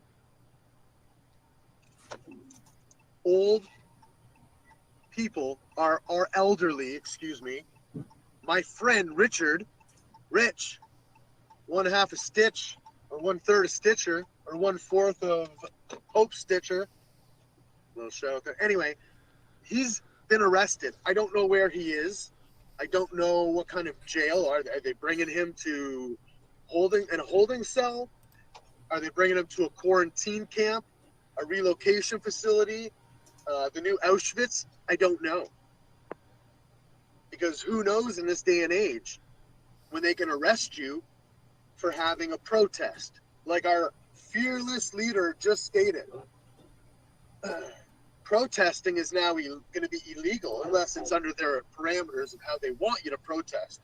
So basically, as long as you do it in a way that is the least effective and can't affect change, then you can protest. Maybe hold a sign from inside your home. Maybe close the blinds before you do it. If you open the blinds or step outside your door, well, obviously that's illegal. Look, it says right here, it's illegal. So I guess you can't. I think this might be a cop here following me. They got radioed. Hey, follow that guy with the Bill of Rights on the back. Pull him over. Maybe arrest him too. Because I did roll the window down while I was live here, and I yelled something, which they couldn't hear. They could just see me wag my finger at them. I pointed my finger and wagged it at them. So, hey guys, I'm going to stay on live just for the fact that this vehicle is behind me. You know, one of those grayed out vehicles, SUVs, that look exactly like one of the 3 they sent to my house after one of our gatherings at the Great Canadian Flag. They sent 3 unmarked cop cars with 2 officers in each to my home in LaSalle to give me tickets, multiple tickets, because I was gathering in the summertime at that, out at the riverfront, outside the water. Oh, the other one that they gave me was for impeding traffic. My truck was literally at the front of the march, and the march can only walk as fast as people march, and it was a great idea to have the Bill of Rights at the front. Obviously, the crowd was impeding the traffic, and I was in front of the crowd. Even if I sped up, the crowd would still be impeding traffic. They gave me a ticket for that on top of the golden tickets we all get for living our free lives. But my point is, they send these jackboots after you. And we're at that point in history now where you wag your finger at a cop or an OPP, and that's reason enough in emergency orders. There's another cop. This city right now is more full of all the police that I saw every day combined while I was in Ottawa for 10 days. And they had a lot of cops from all over there. But it's a bigger city, obviously. It's Parliament. And a lot more people. There were at least 2.5 million people when I was there, if not more. So the numbers they say, you know, a few thousand people. Yeah, there was a few thousand people standing in a couple square feet that I was at. And then a couple more square feet, there was a few more thousand. There were millions of people. Less cops. There's more cops. There's another 3 cops. A gas station. Hey, Super 8. A few cop cars. Probably some escorts as well. Working together. Canada and the rest of the world. Hey, you guys don't pay attention to what's happening in these countries like Australia and right here. We are going to become Nazi Germany all over again. I'm going to be my grandfather, except I don't know, maybe I'm 70 pounds more. So I won't starve to death as fast as some of the people back then. But I'm not doing it. I will not enter into fascism. I will not allow my child to become a slave. I will not allow it. I don't know what else to say. I'm a peaceful man, and I want peace. I want... Here we go. I'm running a red, sliding through, right in front of another cop. Oh, another cop. I'm at the expressway in Huron Church, and there's police blocking traffic. You can't go up Huron Church past the expressway because the Nazis have literally, from the expressway all the way to the border, blocked off. Not protesters, police and cement barricades are what blocking traffic. So if anything, somebody should look into right now a law on filing an injunction on the Windsor Police or the police service or the Ontario Provincial Police or the federal government, because I'm telling you, every lane right now is being blocked, and it's not by vehicles of protesters or human bodies that are protesters. It's police vehicles and police barricades that are blocking all traffic. And I'll tell you one other thing. It doesn't matter what you do and how you arrest us. It matters to us personally and our family.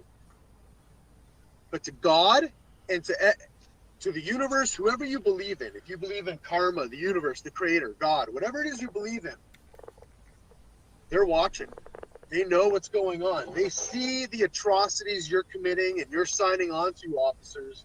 It's so easy to follow orders and pat yourself on the back. I'm doing the right thing because I have a badge. Therefore, everything I do must be the right thing. Well, you're wrong. Oh, you're so wrong.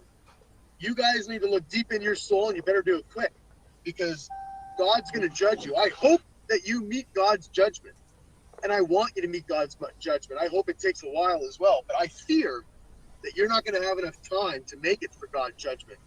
Because you keep pushing patriots like this, you keep arresting old women, throwing them down, putting their faces on the ground and dirt and freezing cold -8 temperatures, having their faces pressed against the freezing cold cement while you jerk their arms behind their back forcefully.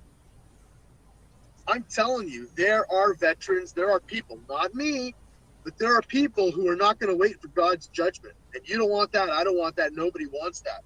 But we know human nature. It'll happen. So you better look inside yourself. When you lay your head on the pillow tonight, you better check your soul and see where you're aligned with. If you're aligned with Joseph Mengele, if you're aligned with the Stasi and the Gestapo and the Nazis, I hope you check yourself, because you will be judged. If not, there's time. If there's time, you can apologize. You don't even have to apologize out loud, but you can say no. You can take that badge off. You can take your vacation days right now. You can tell your boss to fuck off, but you're not going to do this, because morality should win over orders. I'm telling you guys right now, I'm so glad that I was in church this morning and not out there, because I probably would have been arrested too. Like my friend, who's a retired fireman. He does not want to get in trouble. He does not want to harm anybody. He conducts himself as a peace officer. But let me tell you something. If I see someone weak, someone who I deem as a weaker person than myself, like an elderly person, and I don't mean that in a derogatory way. If I see someone being harmed like that, then I'm going to help them.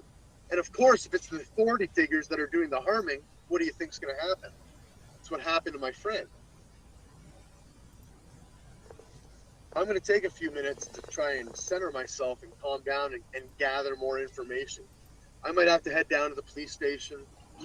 I don't know what's going to happen right now, but say a prayer for our friends, for the people who standing tall and standing proud, for all of us, because you're sitting right there watching, or you're at home on Facebook enjoying the warmth of your house, while there's other people who are out there protesting in the freezing cold or getting arrested for doing such, for your and my rights to be able to talk online, which we barely get to do because censorship.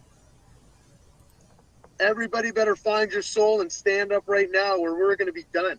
They're going to take our freedoms away. So quit waiting for somebody else. Quit waiting for your neighbor to step up and do something. That guy over there has got a stronger personality. That guy knows what to say. That guy or girl knows more than me. Trust me, you have it within you too. It's in your soul. We all have the ability to step up, stand proud. There isn't much more time to wait.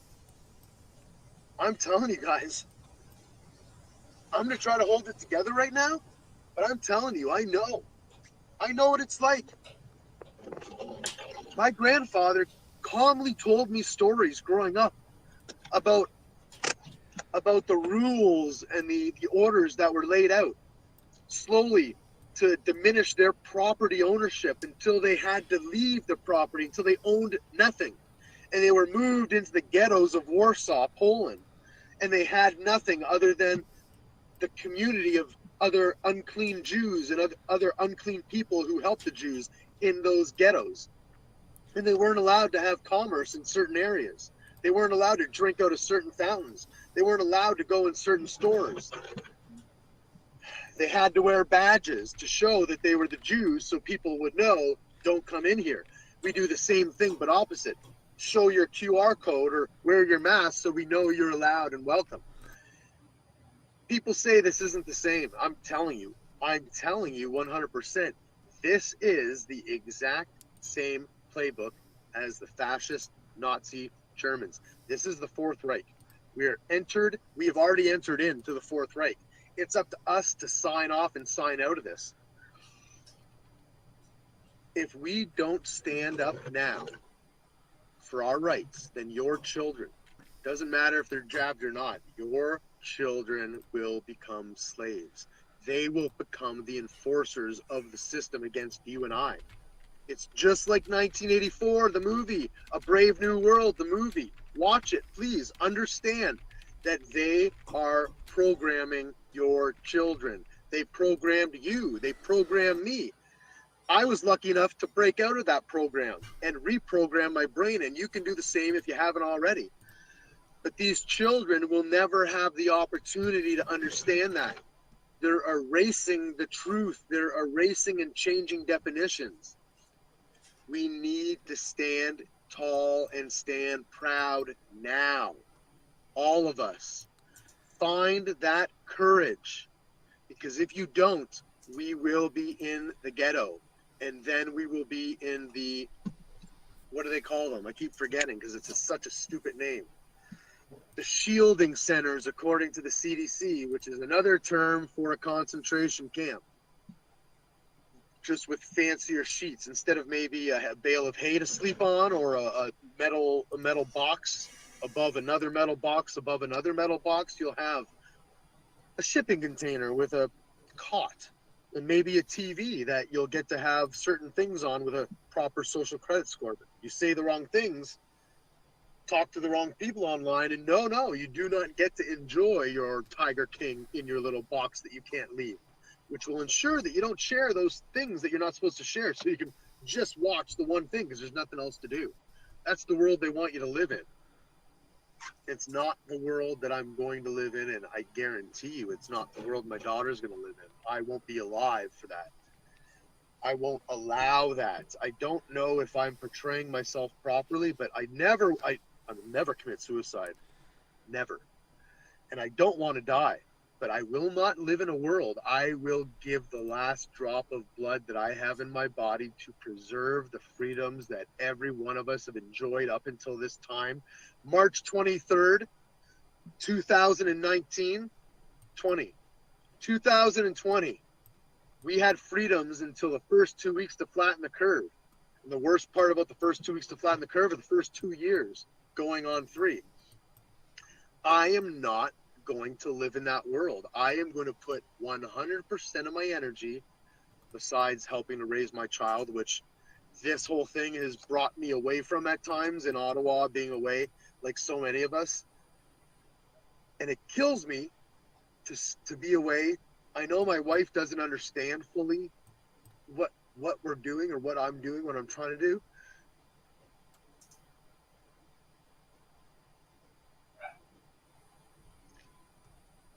I won't have my daughter be a slave to this system. She will not wear a mask ever, let alone throughout life. Little children's faces are not meant to be covered. No one's is. I will give everything I have. Besides the effort I put into the love of my household, I will give everything that I have. Every bit of oxygen I draw in and CO2 that I draw out, I will give to preserve freedom for every single one of us. Because in order for you to have freedom, I got to have freedom. In order for me to have freedom, you got to have freedom. It's reciprocal. I don't earn it for myself. It has to be for all of us, or none of us get it. And I pledge my life to preserve freedom for my child and all of us. I hope each and every one of you are ready to do the same, because trust me, you might think, yeah, maybe the world won't be so bad. Maybe I'll get my steaks and lobster if I just sign on a little bit. There's no such thing as a little bit. You will either be engulfed by the evil, corrupt system and you will become that, or you choose now to push it away, get right with God, the creator, the universe, karma, whatever it is you believe in, and fight this tyranny, fight this oppression, and bring back the rule of law, the Bill of Rights, and God back in your heart. And I promise, if you function with morality of the Lord, the creator, whatever it is, I'm going to speak of as the Lord, because that's where my moral compass comes from.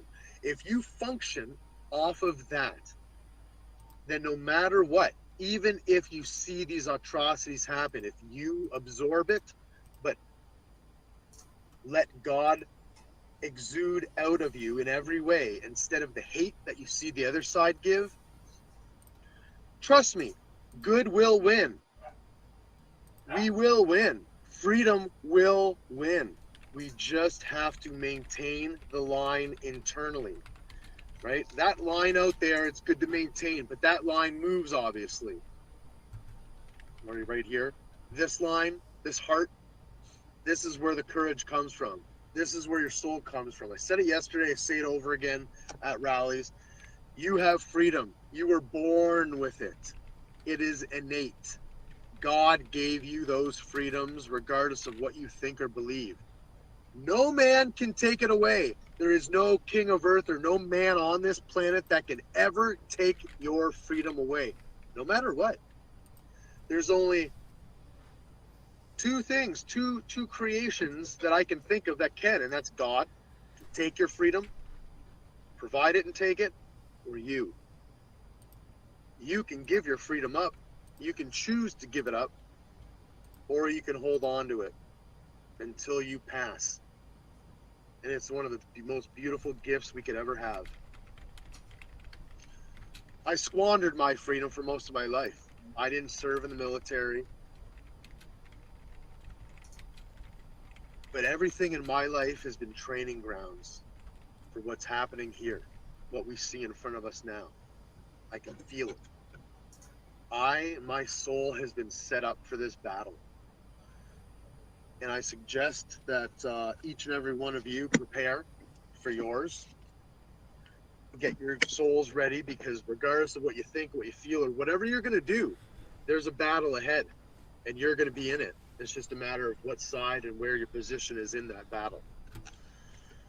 I don't know what God has in store for me. I don't know what role I play going forward in this. But I say the same thing now as I said before. Whatever that role is for me, I am willing to do. I am not a leader and I am not a follower. I am both. I am everything in between. I will be where I am needed. And if I am needed to step up to do something and no one else can do it better, I will. If I am needed to help with something with someone that can do it much better, I will gladly help that person. But we need valiant, brave, courageous, morally compass-fueled souls. We don't need corruption. We don't need selfishness. We don't need people looking out for their own interests. What we need is love, peace, and the Bill of Rights, and unity. United non-compliance, as ridiculous as it might sound, or some people might not like Chris Scott, I don't know. But the words are true. United non-compliance against this tyranny. Okay, I'm sitting in my driveway now because I can't be out there any longer at this moment, because right at this moment, my heart has anger in it, and I recognize that, and I don't want to go to jail for no reason. That won't help with the cause. I'll just be sitting there with my friends right now. So what I need to do is calm myself, center myself, make some phone calls.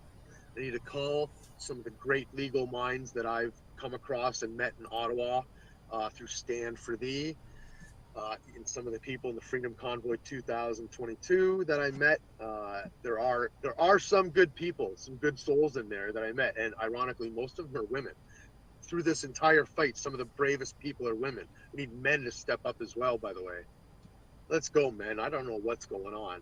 How much soy have you guys drank your entire life? Let's go. Be brave. Anyway, I'm going to do that. I'm going to center myself and make some phone calls, see how I can help, number one, my friends who are in jail right now or wherever the hell they are, and help get them out, comfort them, bring them something. I got to see what I can do because it's Sunday, and at the very best, they can't be released until tomorrow now on remittance, because that's how our court system works.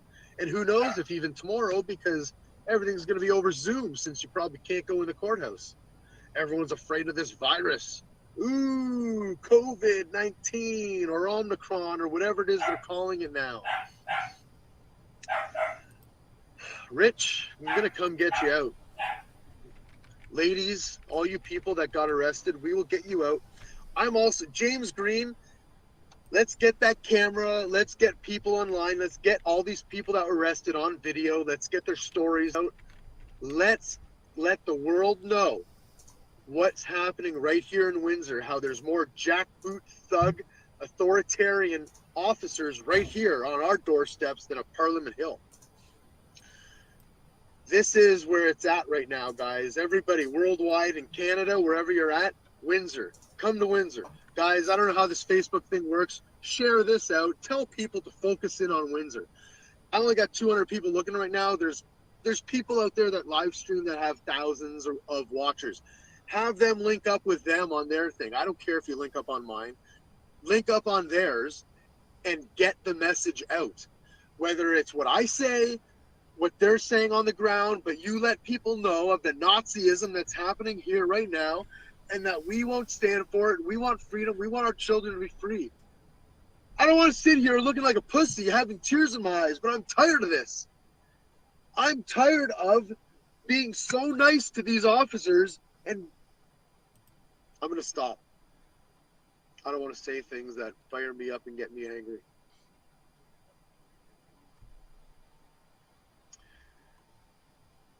I'm going to regroup.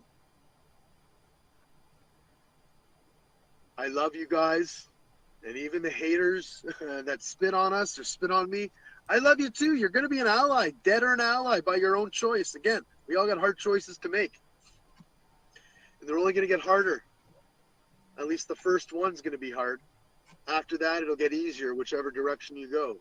It'll be easier to be an asshole and make bad decisions, or once you make that really hard choice to come to the right side and sacrifice maybe some things in order to do the right moral thing, it'll be a hard choice the first time, but it'll only get easier after that because your heart will tell you that you're doing the right thing.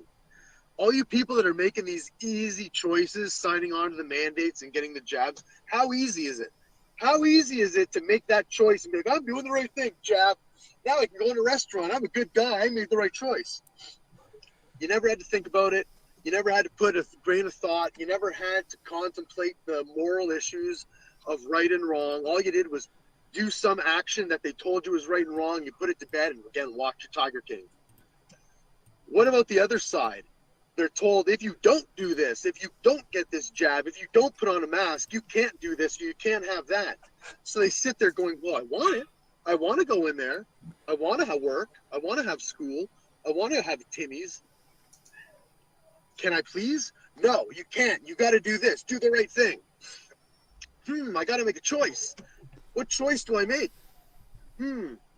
Well, I want that stuff, but I got this feeling right here that's telling me that I don't know enough about this. I don't, can I wait? Can I wait and tell you? Then I'll wait and maybe you'll let me in. I have a coffee and no, I can't do that. I really got to spend some time thinking of what the right choice is or what is the right. I can't make that choice right now. I'm going to have to not get like Tim Hortons, or I'm going to have to quit work, or I'm going to take a sick day off in order to think longer. Making the right choice is usually the one that you have to contemplate over, the one that's a hard choice. You have to sacrifice sometimes, right? Do you understand what I'm saying? You have to sacrifice usually when you're making the right choice.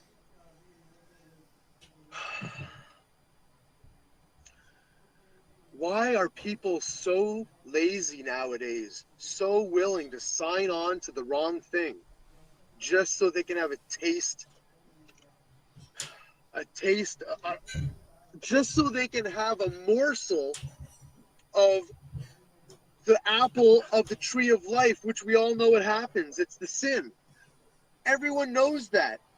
Just don't bite the apple. There's so many other vegetables and fruits here, but that goddamn snake, excuse my language. I'm stuck with my old programming. I say these words. Excuse my language. We're stuck with these programs from childhood, and we look at the apples, we look at the fruit over there and the pears, and we see the cherry tree. Oh, those cherries are ripe, but that snake, it's saying, no, you want this apple. Look how juicy it is. Oh, it's ripe and ready. Just take a bite. It's okay. It's okay. Trust me. It's okay. And instead of lamenting over what we know and looking around us and going, well, I was told not to touch that, but I was told in a previous life that natural immunity is something. I was told not to touch this apple, but that snake's making a good point. He's telling me it is the right thing to do. Nobody else is arguing with him. Okay, I think I'll eat the apple and not all the other fruit and stuff that's provided for me. Well, I did the right thing. I ate the apple. The snake agrees. That's where we're at right now. It's not the right choice. That'll lead us into exile. If only we stopped and thought about what we're doing. If only we did some research. It's time to make a choice, people. Time to step up. Step up and stand proud. We all need to stand proud now, like our friend Rich, who's sitting in jail right now. I hope he's doing okay. All right. You've heard me rant enough right now. I love you. Again, I love everybody. I'll talk to you later. Quite a bit to unpack with that one. First off, Yeah. I have a morbid picture in my head, being locked in my own tiny little space, only allowed to watch CBC for all hours of the day. Could you imagine watching reruns of Little Mosque on the Prairie like all day? The Or just Canadian the Brainwashing CBC, Corporation. CBC News 24/7. And just like in A Clockwork Orange, and they put those things in your eyes to force you to keep your eyes open while they run that. I mean, I don't mean to make a joke out of it, but we're not really that far off, right? No, we're not. And everything he just said really resonates. It really does. And that is coming right from his heart, because he was down there today at the Ambassador Bridge while police were arresting people and slapping the cuffs on people, taking them away for standing on the sidewalk. Now, he also made some other key points in there where he talks about it's always the hardest decisions that you have to contemplate over. And we've all been there.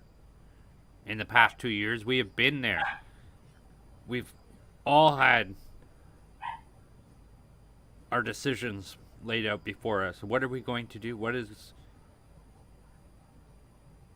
the right thing to do? And I still ask myself that every day. What is the right thing to do going forward? Everyone's asked themselves that question. Do you do what they tell you to do, or do you follow a different path? Is it what you want, or are you just doing it because you're being forced to? They say they're giving you a choice, but they're not really giving you a choice, because if you don't do what they want you to do, you don't have a job. You can't go to a restaurant. You can't go to a movie theater. You can't get on an airplane. You can't get on a train. You can't travel. You can't leave the country. Is that a choice? No, and I'm definitely tired of them telling me that, oh, it was just a choice. You made a choice and now you must suffer the consequences for it. We're not supposed to have those consequences for making these choices. You know what? I don't know how we'll ever be able to... I won't be ever able to forgive and forget this. Like I was distrusting of government before, but this is a whole nother level. Yeah. No question. Some interesting consequences coming out of the OPP blockading the Ambassador Bridge in Windsor. Mm-hmm. The Blue Water Bridge leading into Port Huron, Michigan from Sarnia, Ontario is experiencing an over an hour delay. They have transports and vehicles backed up over 10 kilometers. Yeah, this footage here, just shot, not very long footage, but this shows you what's going on. Still a handful of protesters down at the Ambassador Bridge tonight. And here on Church Road, still closed. Oh, some of them went home. Yeah, well, a lot of them got arrested. Yeah, no, the cops, some of them went home. Oh, yeah, well,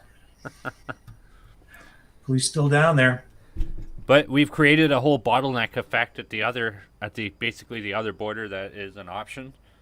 So Well, we haven't, but the protesters have, yes. Yeah, exactly.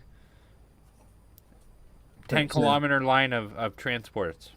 That seldom ever happens here. Yeah, well, the gentleman we just heard from, there's a lot to think about there. And I think a lot of people need to do a lot of soul searching. I guess you could say he's a nut bar, or you could say that he's on the right path and fighting for something that's truly righteous. I'll tell you this, I don't recognize Canada anymore. I don't. No. This is not the country I've lived in. Is this communism? Is it the beginnings of communism? Is it communism? It sure doesn't feel free, because it sure as heck isn't. Whatever it is, it's not free anymore. And I think we took that for granted. Of course we all took it for granted. And I guess freedom means different things to different people. Maybe freedom to some people is just Twinkies and Netflix and maybe a bottle of beer. But that's not my idea of freedom. And I miss Canada. And when I look at the footage, Brendan, of everything we've seen here tonight, the truckers, the supporters for the truckers, the Canadian flags, everywhere you look, Canadian flags. Which side is breaking out into the national anthem? Which side is holding up signs that say freedom? Which side is holding up signs that say love and peace? Which side? If you look at the raw footage we've been running for the past 2 weeks, it's clear as day. Which side attacks 13-year-old girls? Which side steals Canadian flags and drags them on the ground? Which side carries communist flags in their counter-protests? Which side do you want to be on? Well, I know what side I want to be on. I know what side I'm on. And if that's bias in reporting, so be it. Because at some point you have to ask yourself what's right and what is wrong. Well, I know this is wrong. Emergency Preparedness Minister Bill Blair was on all the legacy media outlets talking about how his Trudeau cabinet is considering invoking the Emergencies Act. And we know how that goes. Oh my God. He's saying they're considering that? Yeah. And I don't know if he's doing that because the media is asking him, but if the Minister for Emergency Preparedness is talking about it and considering it, like, that's dangerous. And the amount of unlawful arrests that would occur if the Emergencies Act is put into place will be unprecedented, never seen before. Now, Trudeau's daddy, or supposed father, Pierre Trudeau, he invoked the Emergencies Act. And I believe you were alive when that happened. Yeah. And I myself have heard... crisis, yeah. Yeah, I've heard I've heard stories from that time frame about unjustified arrest and police brutality from that occurring. This is going to be like that times 10 if they do that. If they do that, they're declaring a state of war. That's what it is. And once they do that, you don't have any rights at all. They can do whatever they want. And it suspends the charter entirely. Yes. Say goodbye to the Charter of Rights and Freedoms entirely. And then they'll use the military in any way he sees fit to achieve whatever he sees fit. Those truckers won't be removed by police officers. The bouncy castles, the peace signs, Canadian flags will be swept away by soldiers in light armored vehicles, armed with probably water cannons, more likely machine guns, tear gas, and who knows what else, tanks. In Canada. You've been watching the protests down there, folks. Is that really where this needs to go?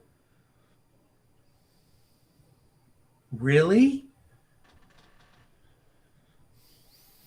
These protesters, even at the border? You know, it's not the first time the Ambassador Bridge has been shut down by protesters. It happened in the 70s. It happened in the early 90s. I covered that for CTV.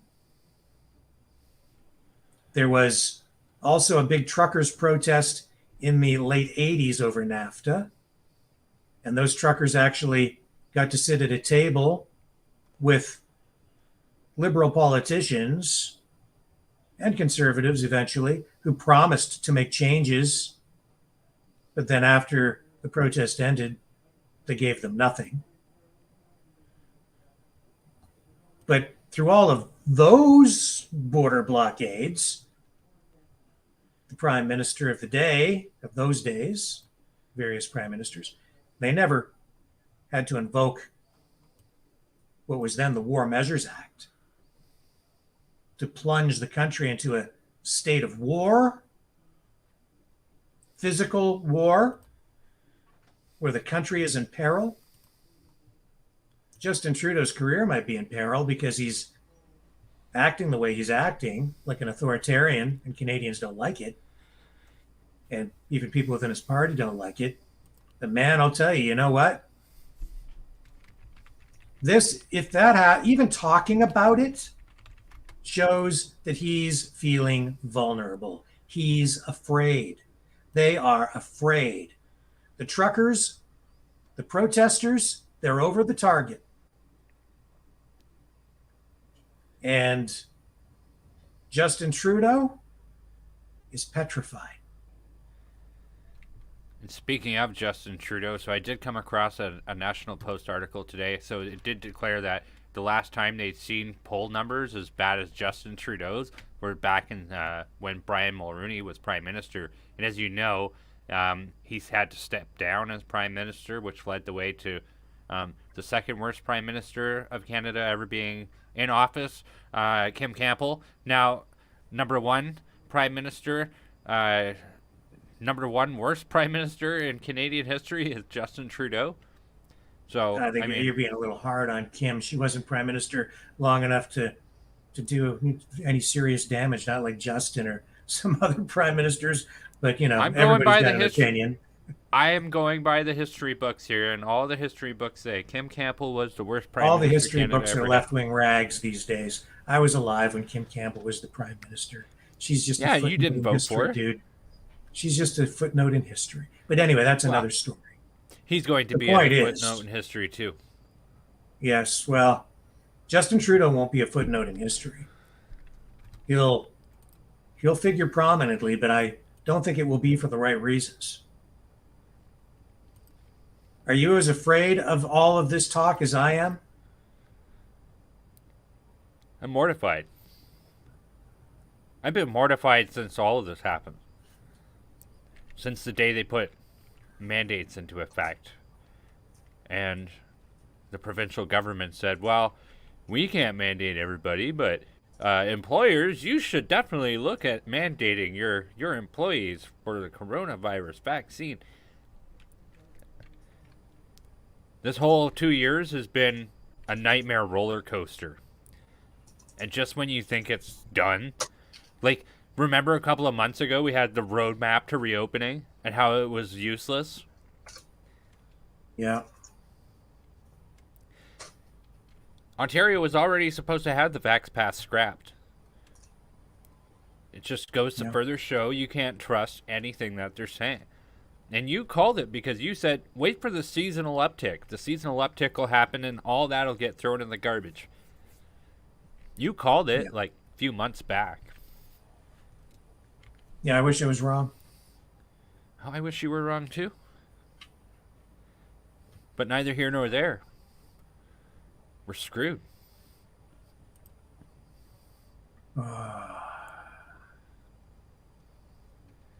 But we still have to have hope because we have the Great Awakening here.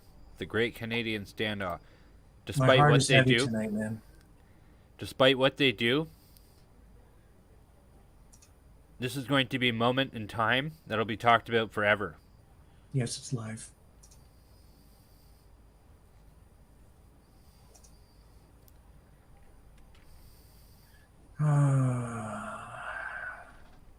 Well, I sent a note off to Carla. I hope she's able to join us. She has been down there working on the streets of the capital.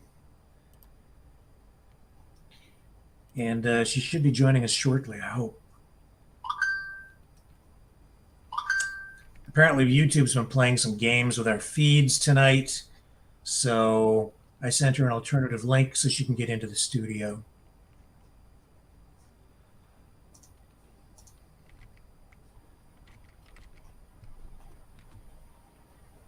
I'm going to bring up a little more footage here. Shots of arrests being made. Actually, I don't know if we've seen this footage yet or not. But I'll bring it back up.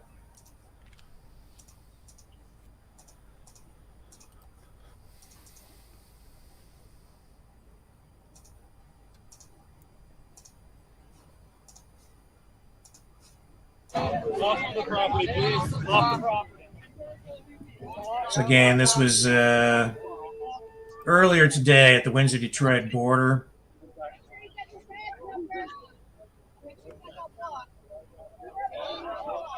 And even as recent as a half an hour ago, which is the most recent update that I have,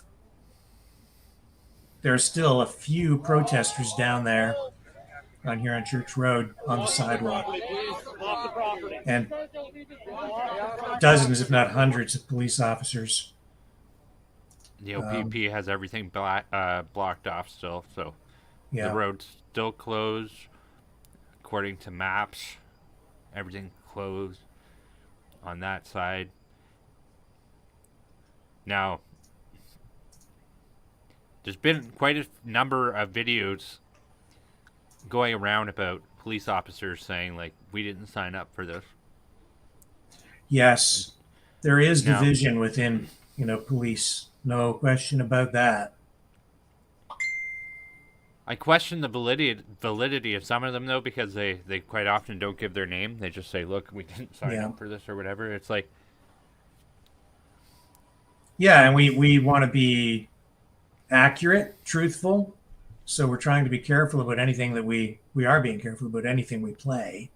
Well, So actually, I brought it up because I was wondering what your thoughts are on that. Because it's like I said, most of the videos I see, they don't list their name and they don't. Yeah, anything online, you kind of need to question. Of course. Right? So, yeah. we try to verify everything, and we don't want to mislead people. That's why a lot of what we're showing you is unedited, unfiltered, uncensored, just raw footage rolling. And a lot of the videos we're running here that are sent to us, we let them run in their entirety so that we're not editing things down and injecting too much of our personal worldview into it. But of course, we're also here offering our opinions and analysis, and that's what we're doing.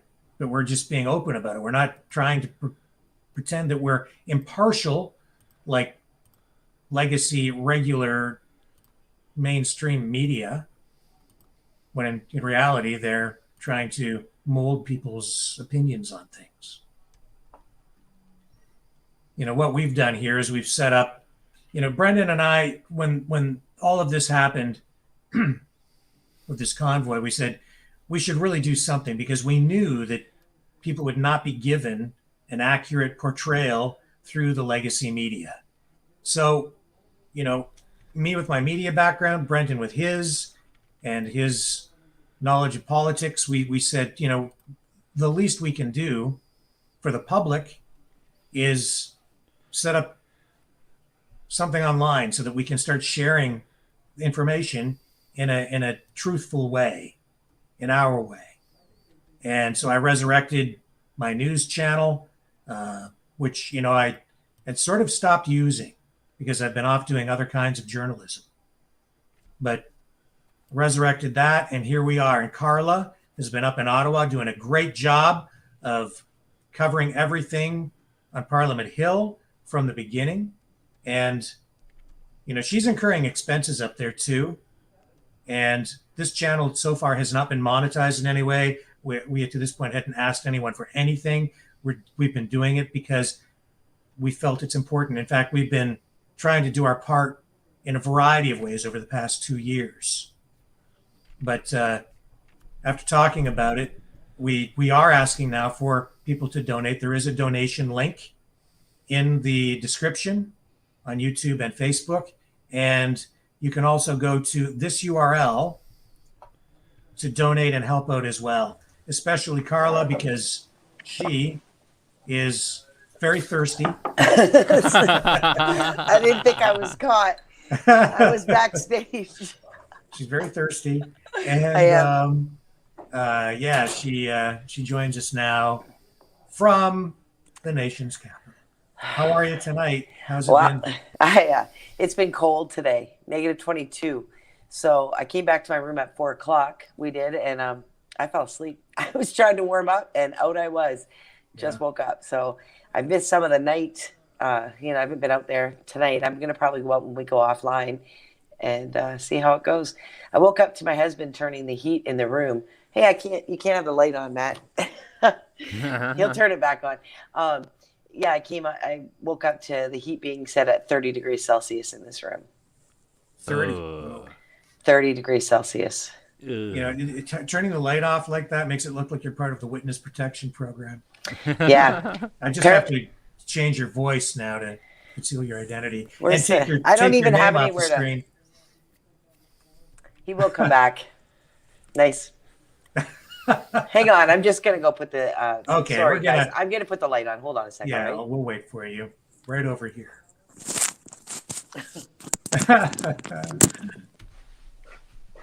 One moment, folks, while Carla gets get yourself situated there. She's gonna bring us up to date on what's going on there. And while she does that, Brendan, I am going to queue up some footage. Excellent. From Ottawa.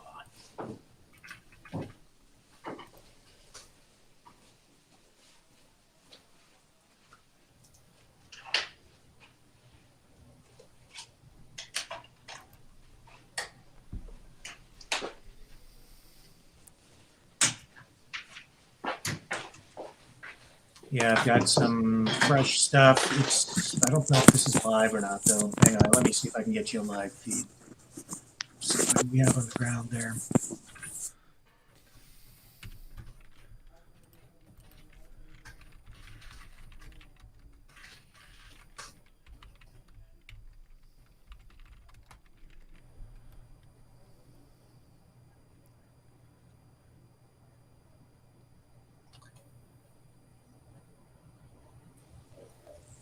All right. There was not a blackout in Ottawa. My husband left the hotel room, pulled the key by the door, which turned out my lights. It's a good thing you got up to go and take care of that. We'd be still sitting here in the dark. Yes, I thought he went that's to the bathroom. I'm like, well, I thought, why would you turn the lights off on me? But he keeps forgetting that if you take the key out, you lose power. Everybody watching thinks we lost power. Oh my gosh, Ottawa under siege. The Great Purge has begun. Oh, I know. Anyway, So I'm going to bring up some of the footage that you shot here today so you can talk about it a little bit and then also tell us what's going on right now. Okay. Yeah, we already played your footage about you visiting the office of Doug Ford, Justin Trudeau, and Theresa Tam. So another big crowd today, obviously. Yeah, really good crowd. Obviously less than Saturday. A lot of people checked out. You know, pretty much everyone listened to Pastor Hildebrand speak and then left. They, checked out of their hotel room and then they didn't stay too long after that. I mean, this was after that, so there was still a good crowd, but it just wasn't as big. Right. Were people down there talking about what was going on in Windsor? They were a little bit, here and there. I heard people talking. So Windsor, there's just so many people had so many things to say, and of course, I haven't had a chance to check anything out. As you know, I fell asleep, so I rely on you guys for the information on Windsor because I know that you're bringing the truth. So they backed him down, and everybody went home in Windsor, apparently, right? Well, sort of. They did at first this morning. I did a sort of an emergency update a couple of times through the day in the morning. And yeah, then they basically shut things down because the crowd dwindled overnight, right? So you only had a small group of people there first thing in the morning around 7 a.m. That's when police did their thing. But then after they cleared those guys out, more people showed up. All right. So you had about 50 people at any given time. And so, of course, police pushed further down on Huron Church Road, away from the bridge. And the protesters were really on the sidewalk on both sides of the road. But police went after them. They were chasing them through parking lots, making arrests, tackling people to the ground. Regular policing, huh? Yeah, just the regular kind of stuff. Yep. Wow. They had about somewhere around estimates about 500 police officers down there. For how many people? 40? 40, 50 people. Wow. And it's been going on all day. And so even now, there are still just a few people holding Canadian flags on the street corner. And you have this big row of police officers in their yellow vests and their winter gear, their winter riot gear, blocking the highway. So actually, the bridge is still shut down. Yeah, and now it's the police blocking it rather than letting the protesters do their thing. Right. So the police are blocking the roadways. They're not letting the trucks flow. Yeah, they've got everything blockaded. The cops have it all blockaded with cement barricades, cruisers, armored vehicle, hundreds of police officers, and I think there's maybe 3 people on the street corner. They had those very intimidating police vehicles too that look very much like army. Oh yeah, they are armored vehicles. Yes, for sure. Yeah, I saw some footage of the vehicles. People are talking that they're coming back. I mean, they're not. This isn't it for Windsor. Right. I did speak with some people.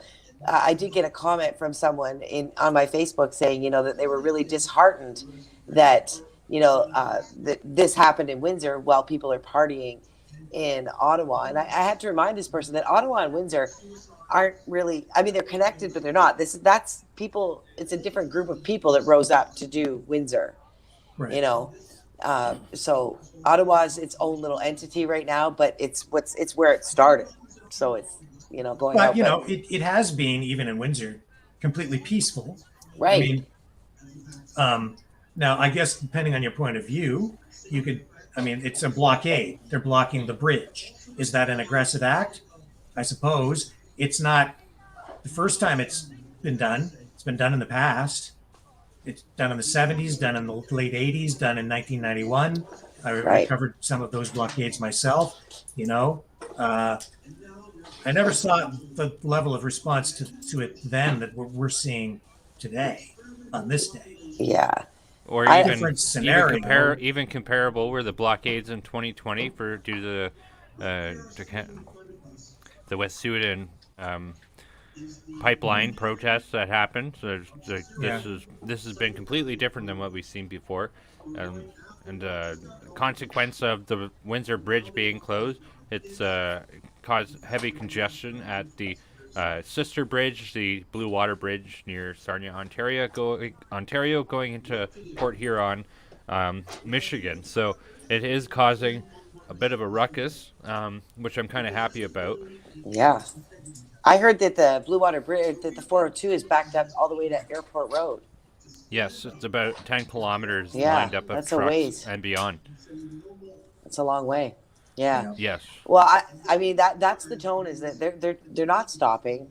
They're going to continue. I mean, it's again back to that game. You know, they can shut them down, but two more are going to pop up. Whatever that game was called that I talked about.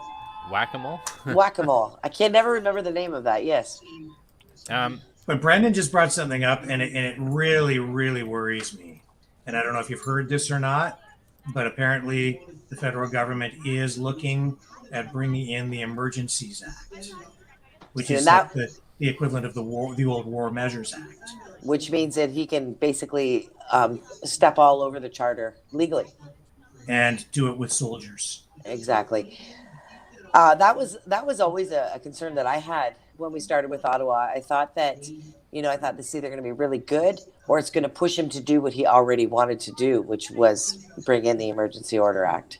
Yeah, and the fact that they're even talking about it shows how desperate he is and how weak. He's been weakened so much, and I guess he feels like he needs to show everybody that he's a big man, right? So he's got to whip out the guns now to show everybody what a big man he is. Like, come on, people. It's funny. I was just not even 15 minutes ago talking to Big Law, and he said, if Justin Trudeau is such a dictator, why is he not doing anything though? He said, that concerns me. And there we go. So it's what he's doing in the background, right?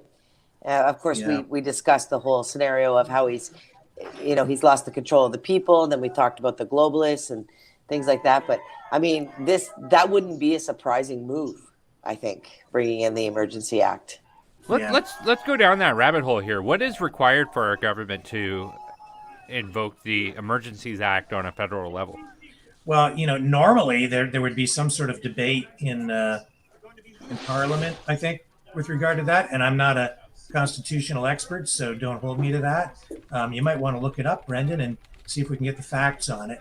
Yeah, you guys get talking, and I'll bring it up, okay? I'll tell you, man, with the way things have been going, I wouldn't be surprised if Justin just writes something on a piece of paper and, on a napkin and says, "Here, deliver this to the media and tell all the generals to, right?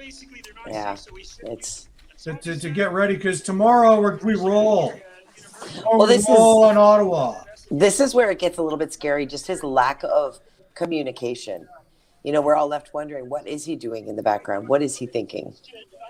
Well, you can see the rhetoric has been building up to this because of the language, the words that they're using. It's carefully chosen, and I've been monitoring it. As a journalist, I think about it a lot. I'm alerted to it.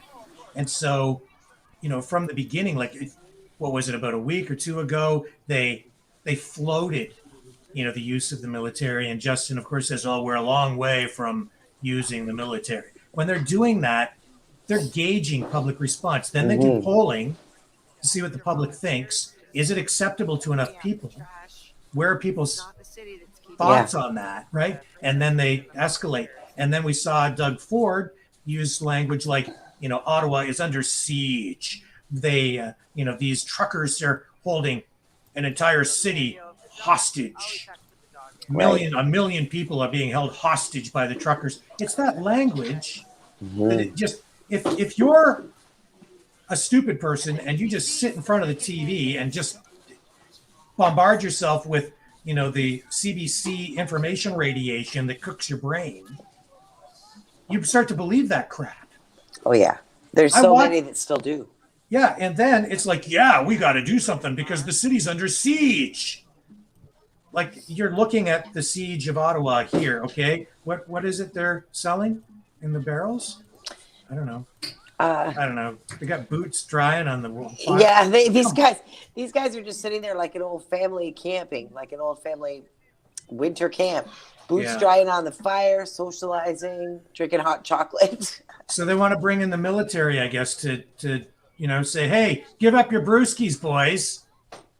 And that's been the number one thing. Yeah, sure, there's been some people drinking. There have been the odd drunk person, but I mean, come on, we're Canadians, right?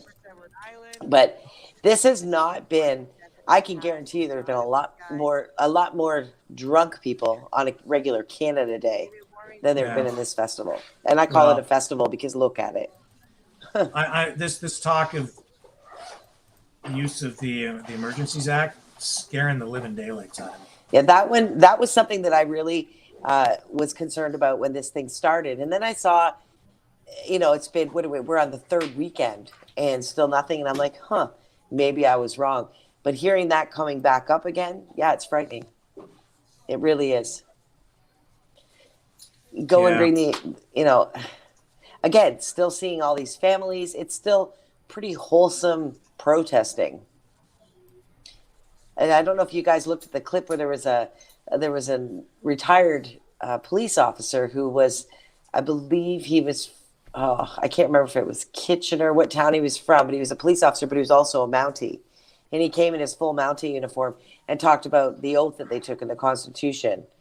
And it was quite moving, his speech that he gave. And he was talking about he's been to protests, he's been to things like this, and nothing has ever been this peaceful. It's shocking to him. I've been to gazillions of protests as a reporter. As a person, it's not something I ever wanted to do. I have been to some protests in the past 2 years. No question about that, because I could see how important all this stuff was. But, I wasn't a protester. I had really no interest in protesting anything. Me either. But in all the protests I covered over the years, I've never seen anything like this. Nothing with this kind of positive vibe to it, ever. Yeah, it's almost indescribable. It's finding the words to describe what this is. I mean, even to use the word protest is challenging, right? When you look at what's actually happening. Yeah. Yeah. And the narrative that they're using is so far removed from reality. I can't believe that the media is still reporting it as they're dishing it out and lying about it. I can't believe that there's such a stark contrast between all of that. You know what I'm saying? Like, how can these? It's just right in front of people, and yet they're painting this completely false narrative, and some people are buying it. And buying into it in a big way. Yeah.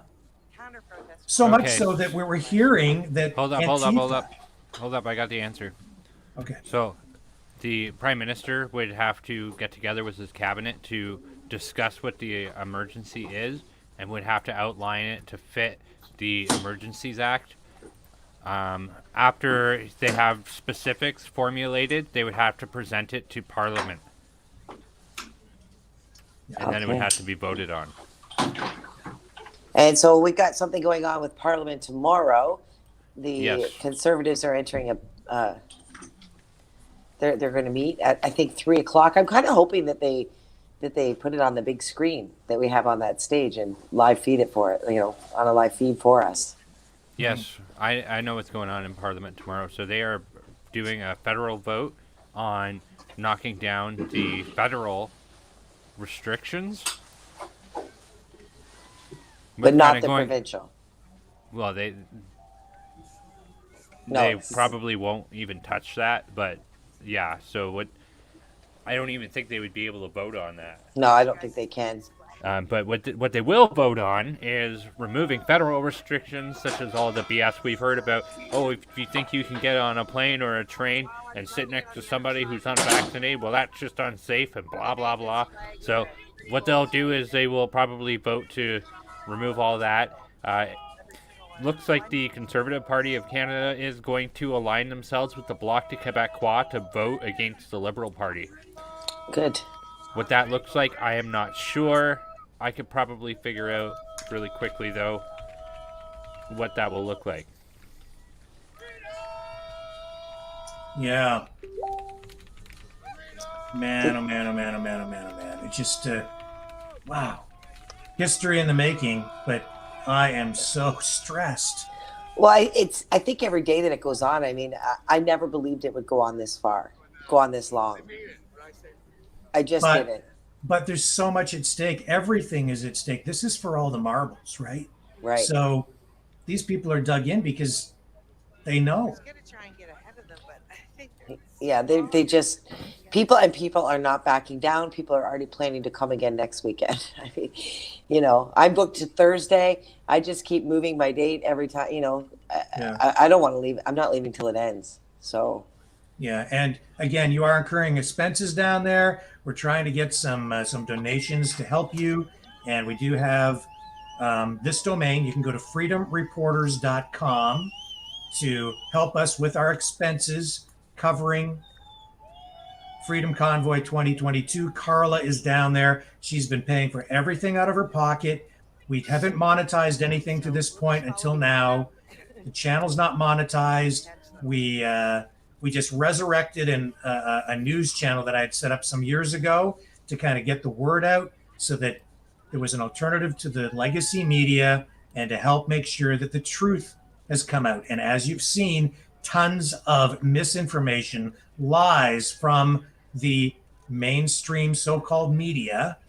And Carla's been doing an incredible job shooting footage, just raw footage, doing interviews on the scene, doing recaps with us every single night, keeping tabs on things down there, giving us a true perspective of everything, right? And without that, and some other independent journalists out there, you wouldn't be seeing these people hugging right now. Instead, you'd be hearing about how these are all a bunch of white nationalist, white supremacist, racist, misogynistic, anti-vaxxers who want to overthrow the government in a January 6th style insurrection. Like, it's just a load of crap, a gigantic load of CRAP.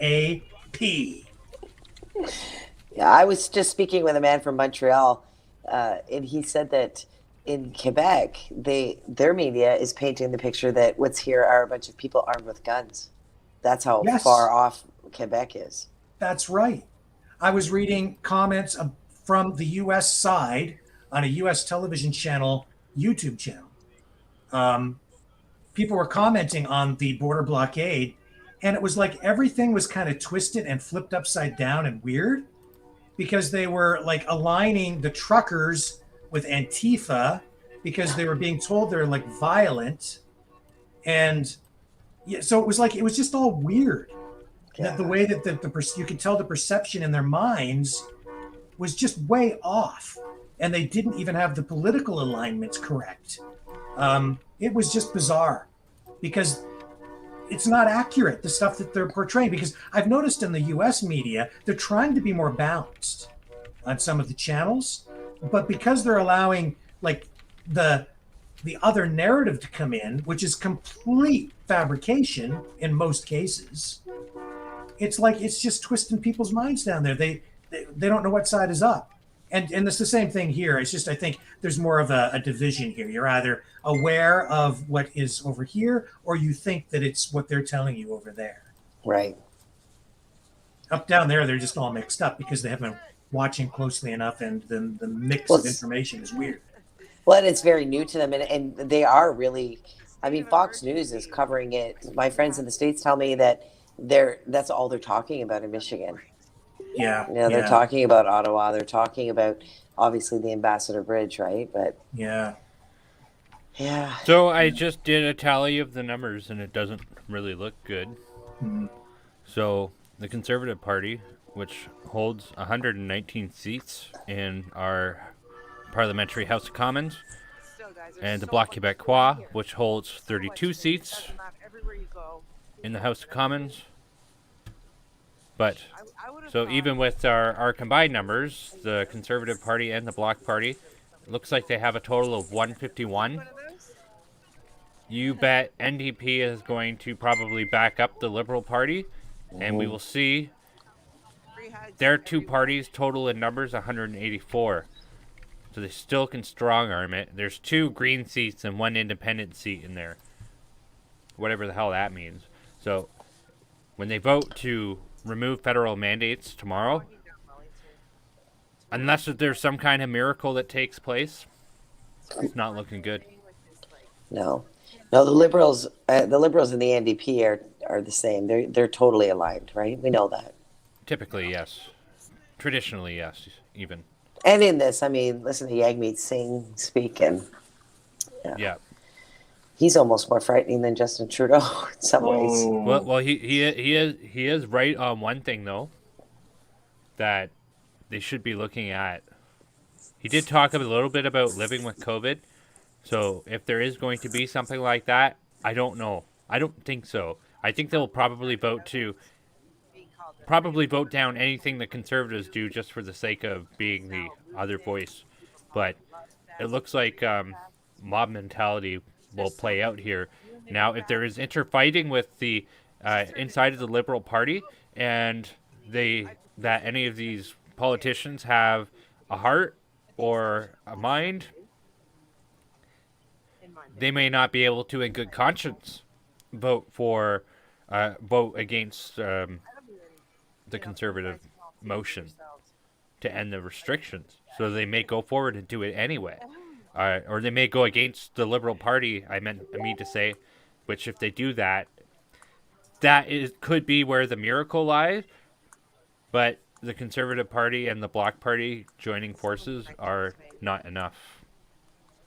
Well, there's another development, and I haven't seen the story yet, but I'm getting word that there is a story out about a truck being stolen with 3,500 guns. Now, without even seeing that story, but being the media guy that I am, wouldn't that be the perfect false flag to justify the implementation of the Emergencies Act? Oh, yeah. What a coincidence. That is a coincidence. Where was this truck stolen from, supposedly? I don't know. Brendan, maybe would you mind doing a quick search to see if you can find a story on that? I got it. I'm going to check a couple sources and I'll be right with you. Yeah. Something interesting happened yesterday that I did not get footage of, and I only got knowledge of today. The Tomb of the Unknown Soldier, as many of you would have seen in my footage, the city or the police had erected like a fence around it so the people couldn't get close. Remember, there were veterans yesterday, and I interviewed quite a few veterans. Those veterans, I think, came with a purpose, because later in the afternoon, they surrounded the Tomb of the Unknown Soldier and removed the fence. Yes. We showed the footage of that yesterday. Did you? That's amazing. I missed it. I totally did. And to me, what that is the veterans reclaiming that for the people. Right. And it was so powerful. I saw the footage, and it was powerful. Because the government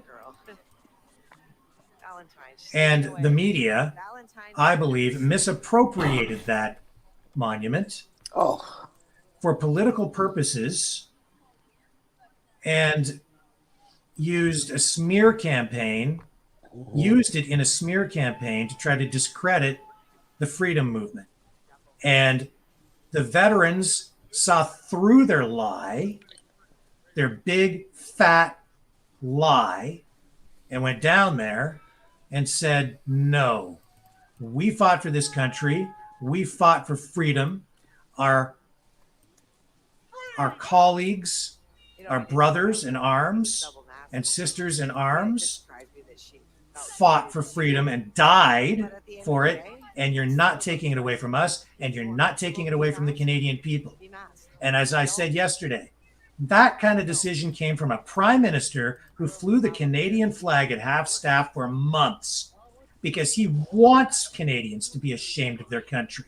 He wants Canadians to hate their country.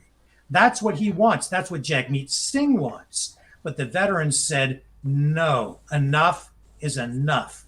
and the people are saying no. So the veterans went down there, and even as police tried to stop them from removing that fencing from around that national monument, that war memorial, the public came and backed up the veterans, and that fencing came down, and that That's right. memorial was reclaimed for the people. And that was another strange development in what is, it was sort of another battle in this war for freedom, right? Absolutely. Very symbolic and yet so meaningful.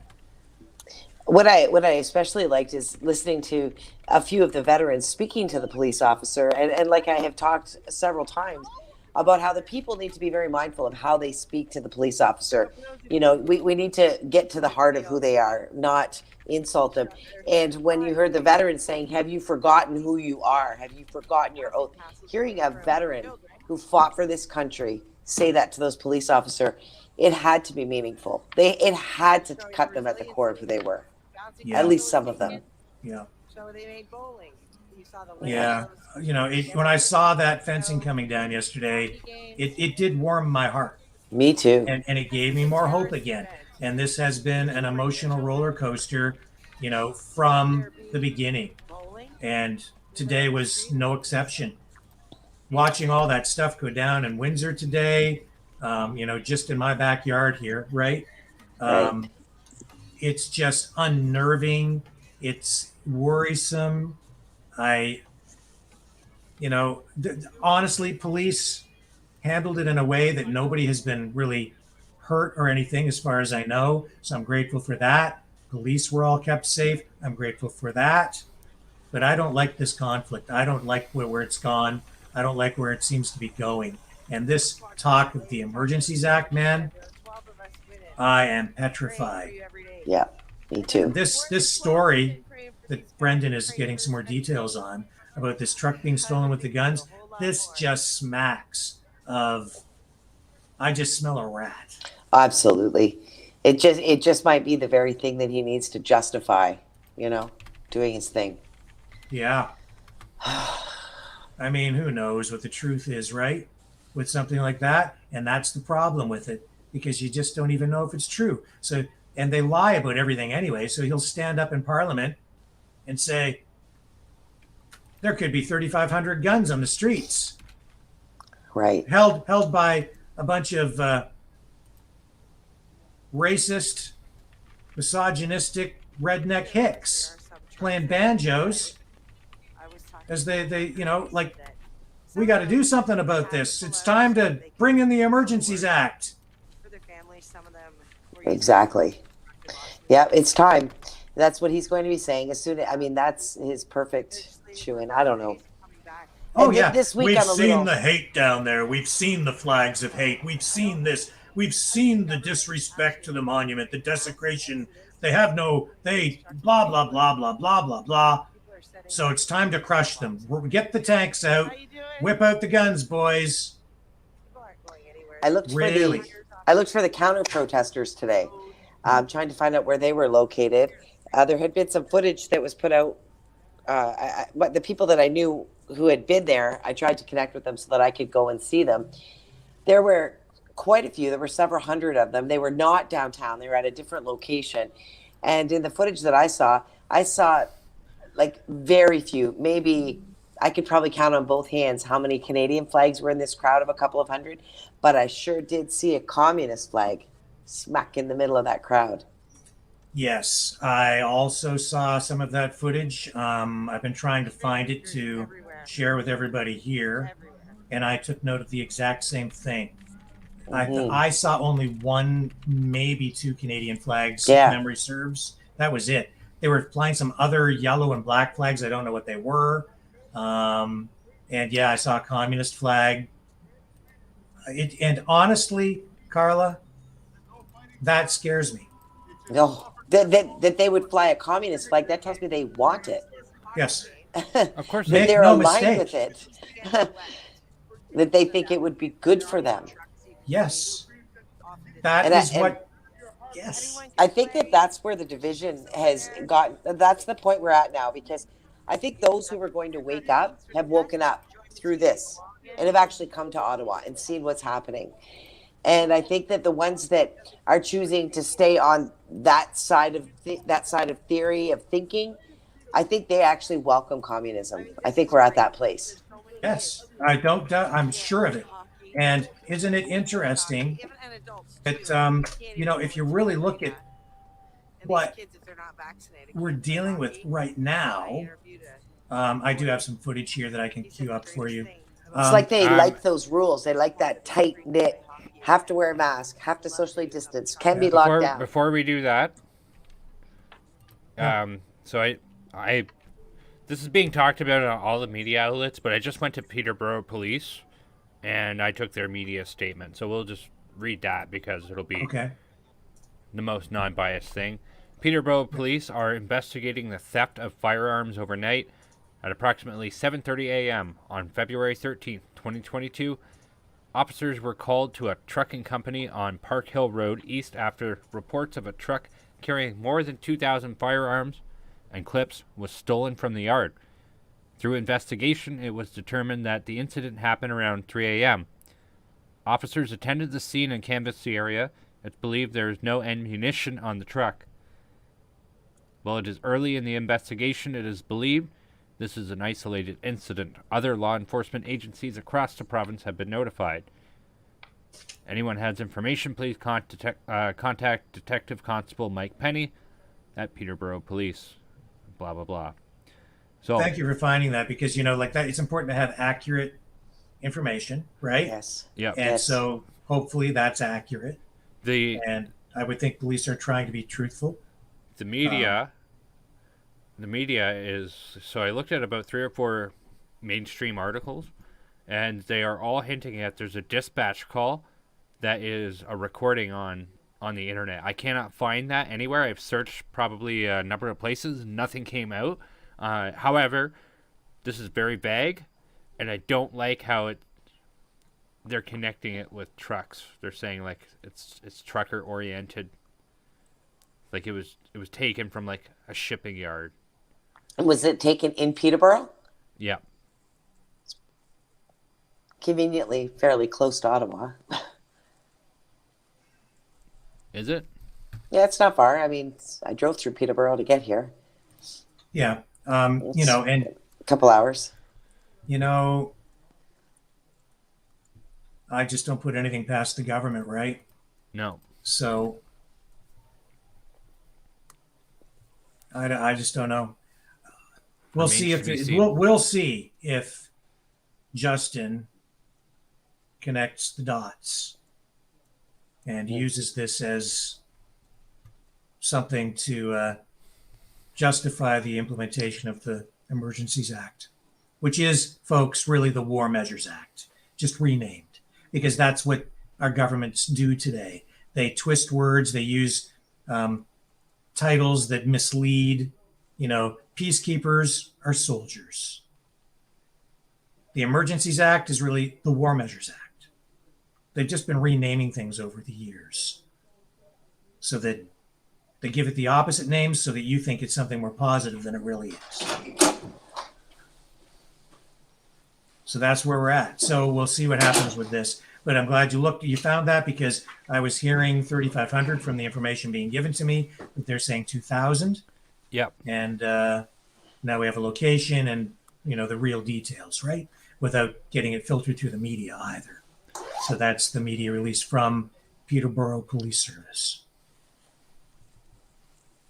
So any other thoughts on that, Carla? I don't have any thoughts. Like I said, I feel like I've come full circle. It was something I thought of before before this even started. And now, obviously, moving into the next week with a little more apprehension, wondering what's next. Right. Here's this counter protest that we were talking about. I don't want to dwell too much on the gun thing. Yeah, we can't really speculate anything. Those were the plain facts from the Peterborough Police Department. And but we'll just leave that where that is for now. Yeah. More to come. See what happens. More to come. Something to follow up on later. So this was the counter protest in Ottawa today, and there is a stark contrast between this and what you're seeing on the freedom side, right? There's no children. This is more of a regular looking protest, to be honest. Yeah. And there are no children. Yeah. Somebody was talking to me about it, and I can't remember exactly what the question was, but I said, you know, I guarantee you this is not like the protest downtown insofar as this is. Hold up. Can you back it up 1 sec? Yeah. This is slowly not as organic. I guarantee you this is them. There's that flag in the middle of the crowd. Does that say CUPE? CUPE? No, I don't think so, Brendan.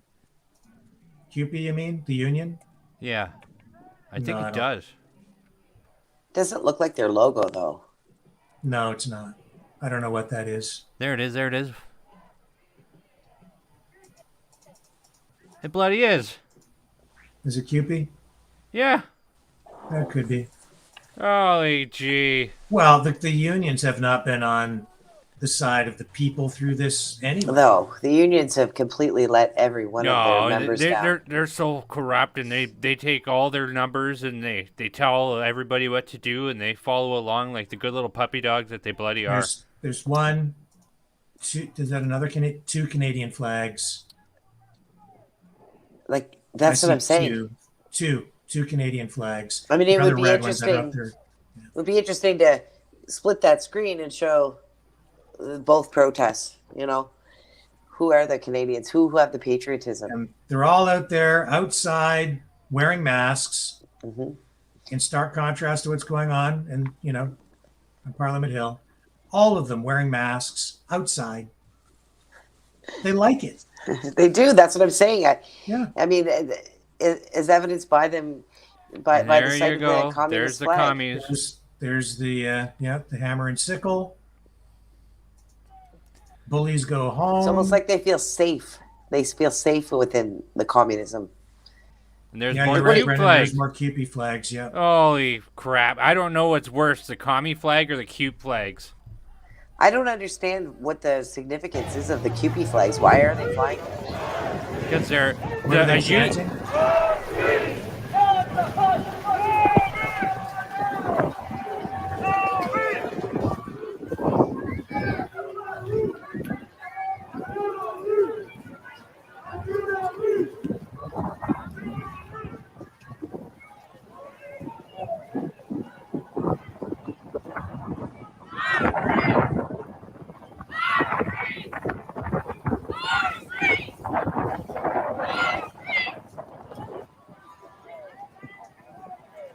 Isn't the tone just completely polar opposite? Oh, yeah. It's like, get the hell out, leave our city, if it's even their city. There's more aggression. I can sense a tone of aggression. I mean, okay, they're not acting in an aggressive way. I understand that, but they're angry as heck. You can see the anger for sure on those people. Yes, they scare me. Me too. Maybe it's best that I didn't find them. You know. Yeah, they really do. They really do, man. They scare me. And they had a better show than they've had through this whole thing. You know. Yeah. More people, and what do you think? There were 200-300 people in that group. Might have been more. I don't know. It's hard to count, right? I know. Well, like the media said, there were 4,000 people on Wellington Street on Saturday. 4,000. Yeah. Counter protesters? No, protesters. Protesters. Yeah. Only 4,000. Just 4,000. Oh. There's no way it was just 4,000. That's just the media. Yeah. I would love to. I asked one of the parliamentary security officers, and he said that they hadn't made their count. Apparently, they fly the drone, and then they, he said we can never be accurate. He said, but we come up with a pretty close count. He said we don't even have it done yet. There were so many. Yeah. So, and there were quite a few today. I mean, obviously less because people went home. So we're moving into that Monday, where, tomorrow's Monday. So it'll be very much like I'm assuming it's going to be very much like the footage that I shot through Monday through Thursday, and it'll begin to ramp up again for the weekend, just like it is, because people are coming back. People are talking about coming back, and then more are coming. There's still lots of people yesterday. I noticed there were a lot of people who hadn't been here before, which I thought was really, really interesting. And what about, fuel for the trucks and firewood and getting food to the people and everything? Because That all seems to be doing well. I mean, there's no shortage of fuel that they're talking about. There's definitely no shortage of food supplies. Still lots of jerry cans. And in fact, I've seen more people. They've been a little more open about bringing the fuel to the trucks. They were kind of trying to have these decoys out with people carrying the jerry can was the plan. And they've been pretty open about fueling these trucks right in front of the police officers. So. So it's now Sunday, so the crowd will be much smaller tomorrow because a lot of people, again, have gone back to work. Yeah. What do you think? Are the cops going to? Well, that's always the things up threat, again? right? That's always the thought. I expected it, but I don't understand why they didn't do it last week. They had the whole week. Yeah.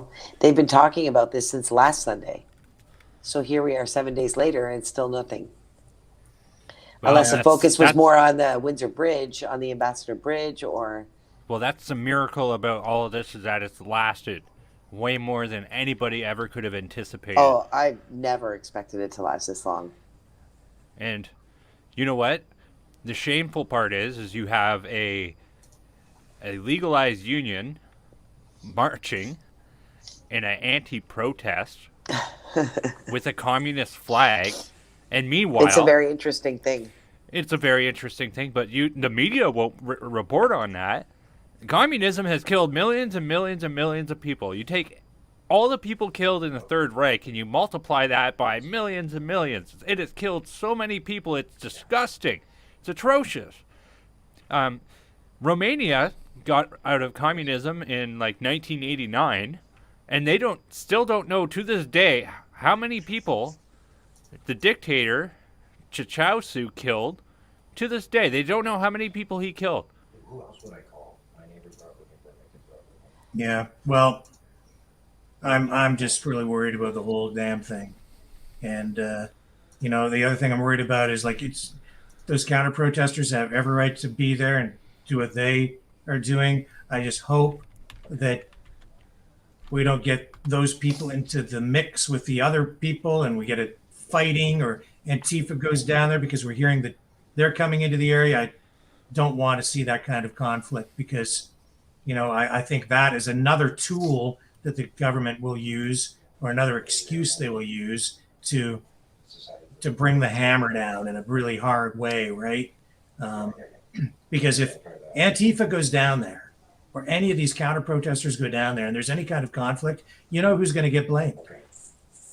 The truckers. 100%. Yeah. The truckers. Anything goes down, it's the truckers. Yeah. And what are you going to do if you have a mob, like a small mob, come in and start to beat you with sticks, right? You're going to just sit there and let them beat you with sticks? That's not going to happen. So just, man, oh man, oh man, oh man. And we do need to talk on the fact that, yes, although it still seems very festive and people are still very happy, they have to be getting tired. These truckers, they have to be. I'm getting tired, right? Yeah. I mean, today I came back at 4:00 and I was gone. I was cold and I was out for 3 hours and I had no intention on that. I was just going to warm up. Yeah. I mean, they're getting tired. Yeah. They have to be. So I'm wondering how long that is, how long that spirit is going to stay positive. And talk to us a little bit more about that, Carla, because I don't know if people understand the level of sacrifice that, even you have been making down there, and even other independent journalists, right?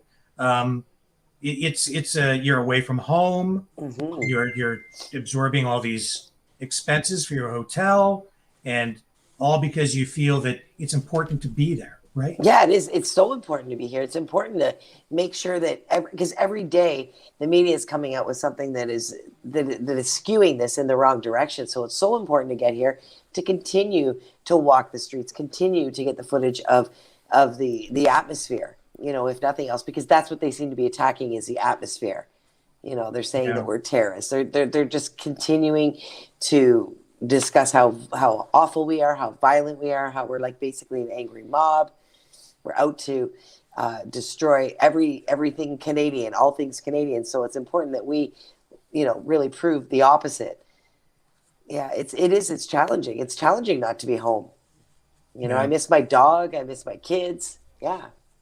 And I do see that some people have donated to help out with expenses.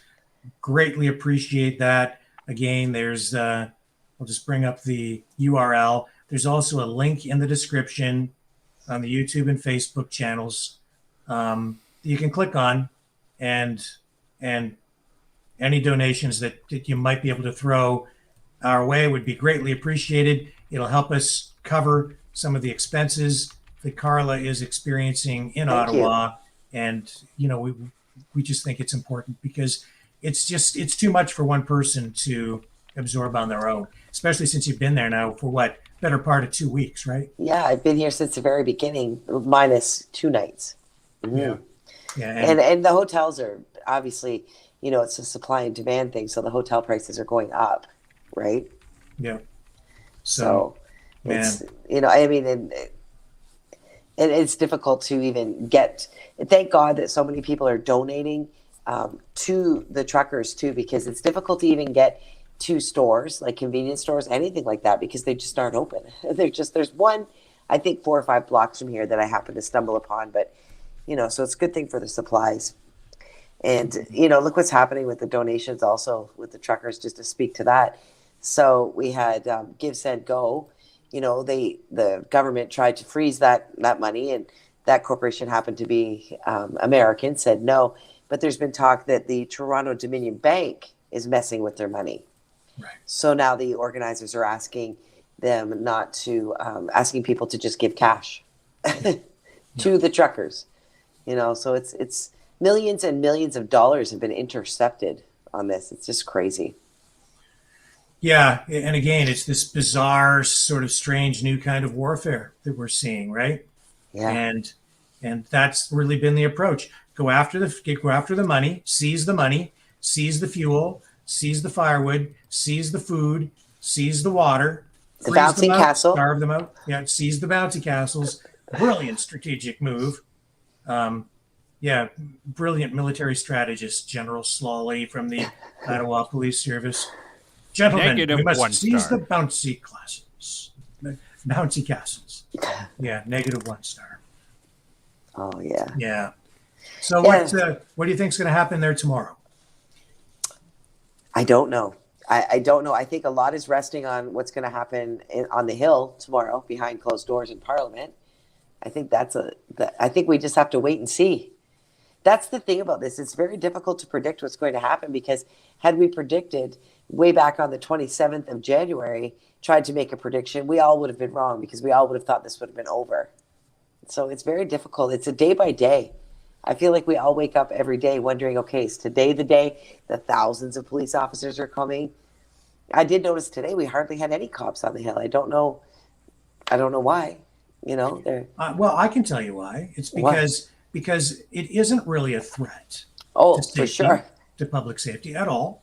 It isn't. So they don't need to have a heavy police presence there when it's just when this protest is just being allowed to be a protest, and they just let the people do their thing and express themselves in the way that they have been, through dancing and singing and waving flags and having speeches and feeding each other for free. There's no real public threat, right? In spite of what they're telling you, right? There just isn't.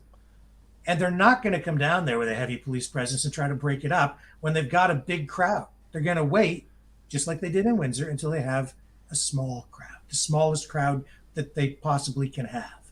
So time is on their side, and they're just going to sit and wait for the right opportunity to come in and do whatever they are being ordered to do. Exactly. It's just that simple. And you're quite right when you say they'll probably come in like a thief in the night. I think 100%. I would put everything in my life on it that they're going to come like a thief in the night. Yeah. I mean, I'm surprised like you were that they didn't do something more drastic last week. But I think that's again because the truckers kept coming, right? And the people kept coming even through the week. Right. And when it looked like the numbers were too down low, this appeal for support went out and the public answered it. And people went, yeah, we got to get to Ottawa right away. And people started to show up on like Thursday. Right. Right. I think that the opportunity slipped away from police. I do too. And I think that public appeal is still out. Get to Ottawa. Get to Ottawa. That's the thing, you know. And the momentum is growing within this movement, the movement piece of it, you know, where people are coming and seeing for themselves that they're not alone, that this is very patriotic, that this is very much a place of healing. That seems to be a big testimony that's coming out of there, that people are being healed. They're being healed of their depression. Yes, You very know? much so. In It's like contrast to what we saw at that counter protest, where those people psychologically, in my view, just from looking at that footage, doesn't look like there's any healing going on there. No. They're like just like a film of gray over it, and just depression. Even just looking at into the crowd at the colors I saw. I mean, I'm a person who wears black all the time, and I'm not like, I'm just noticing that everything looked dull. You know, where I think of the footage that I'm getting of people, there's so much color and so much brightness. And it's because it's all red and white. It's so festive. It's so Canadian, right? Right. Yeah. It's lively. And tomorrow's going to be a milestone day because of this vote or debate on the mandates in Parliament, and also because you've got now this. What it really is the talk about the Emergencies Act is a trial balloon, another one. They float it out there, they get it in the media, get people to talk about it, and if they can get the public to accept it, if there's not too much pushback, they go and they do it. But if there's a big, put on the brakes from the public and people get concerned and there's pushback, then they stand. Well, hopefully they use their polling, because I think that, I mean, if citizens who are on this side of it have learned anything, they've learned to share, right? Yeah. They share any information, and they share those polls, and they share everything. So hopefully if they decide to use the polls, that might help us. But that has been in the back of my mind since the very beginning of this. I think in most people, you know, because we know he wants to, he's been wanting to do it. He just is waiting for the opportunity. And, you know, he's not looking for a majority of people to respond in a way that would allow him to do it. He only needs probably 20, 30%. And then once he implements it, that's all you really need. And then the narrative spin, you know, you control the media and you go with it, right? And then they have a whole plan to just try to sell it to the public. Well, and he's an expert at that. Yeah, he is. Yeah. So, yeah, I'm petrified. I am. I'm right there with you. Yeah. But I'm not stopping. I'm not like you, Debbie Downers. I will remain optimistic because. Well, we have to, and that's the thing, Carla. And that's the thing. I won't stop, and I'm going to still spread the love. Right, and I'm gonna throw it back to you again, and I'm gonna ask the question again: who's winning? I still think we are. I do. Any way you look at it, we've unified, we've spread the love, we've seen people healed, we've seen people's lives changed.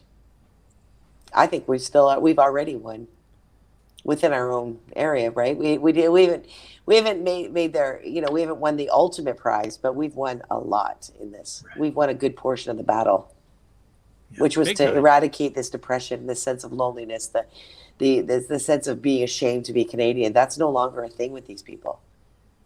So tonight we all pray for Canada. We do.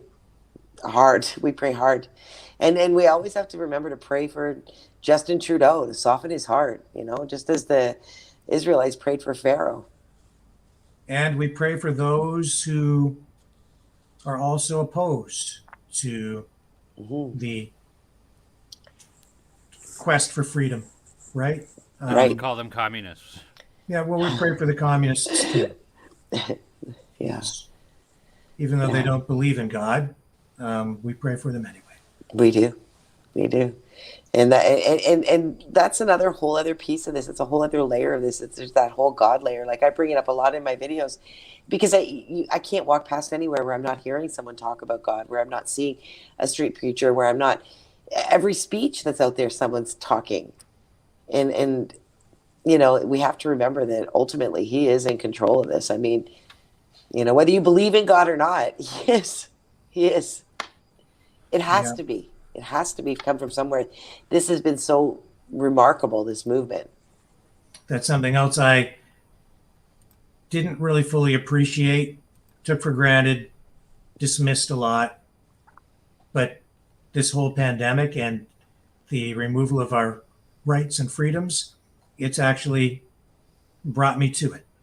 Exactly. And that is a story that I hear over and over and over again. You know? Yeah, I know I'm not alone in that. You're right. No, you aren't. No, you are not. And you know, so that's where I'm saying, like, there's all these different layers where I think that we've already won. And sure, are we scared? Yeah, I'm terrified. But am I going to stand down? Are these truckers going to stand down? Are any of you? And you know what? It's too important. Every story in the history of mankind has already played itself out. We all know how it goes, and if you take the narrative of the hero's journey, the hero always comes to an awakening, then he goes through struggle, then he goes through like all these sorts of things have to happen before he gets to the triumph. So something bad is going to happen here, but it is going to be only reflective of the struggle. Right. And it only makes the victory sweeter. Of course. Right? Because, I mean, as we found out with the last 3 Star Wars movies they made, nobody's interested in a hero who doesn't have any struggles. So now we are into it. We got to have the struggle. It's going to happen. It's not going to be fun. It's not going to feel fun. But we have to remember, around the corner from struggle is the triumph. Right. In short, it's always darkest before the dawn. Right. Amen. Exactly. But And here's my piece on that one. There may be pain in the night, but the joy comes in the morning. There's mine. Yeah, because they are going to come in the night. I believe that. Yes. I think this is a good time to kind of sign off. It is 3 hours and 20 minutes. Please like, subscribe, and share. And please do not forget to donate to help support Carla and our channel. The link is in the description below, so please feel free to do that. My name is Brendan Kennedy. I'm the host of the Flow of Discourse podcast. It's been a pleasure co-hosting with all of you. And I am Carla Olson on the ground in Ottawa. And as always, it's been great to be with you. And doing an awesome job as you. And I'm Rick Walker with Maverick News and Maverick Multimedia. And thank you everyone for watching. We will be back tomorrow night, 6 p.m. Eastern Standard Time. Thank you all to all those who donated today. Thank you from the bottom of our hearts. Thank you so much. And thank you for watching. Just by watching, you're helping us spread the information, spreading truth. And we will catch you on the flip side tomorrow night, 6 p.m.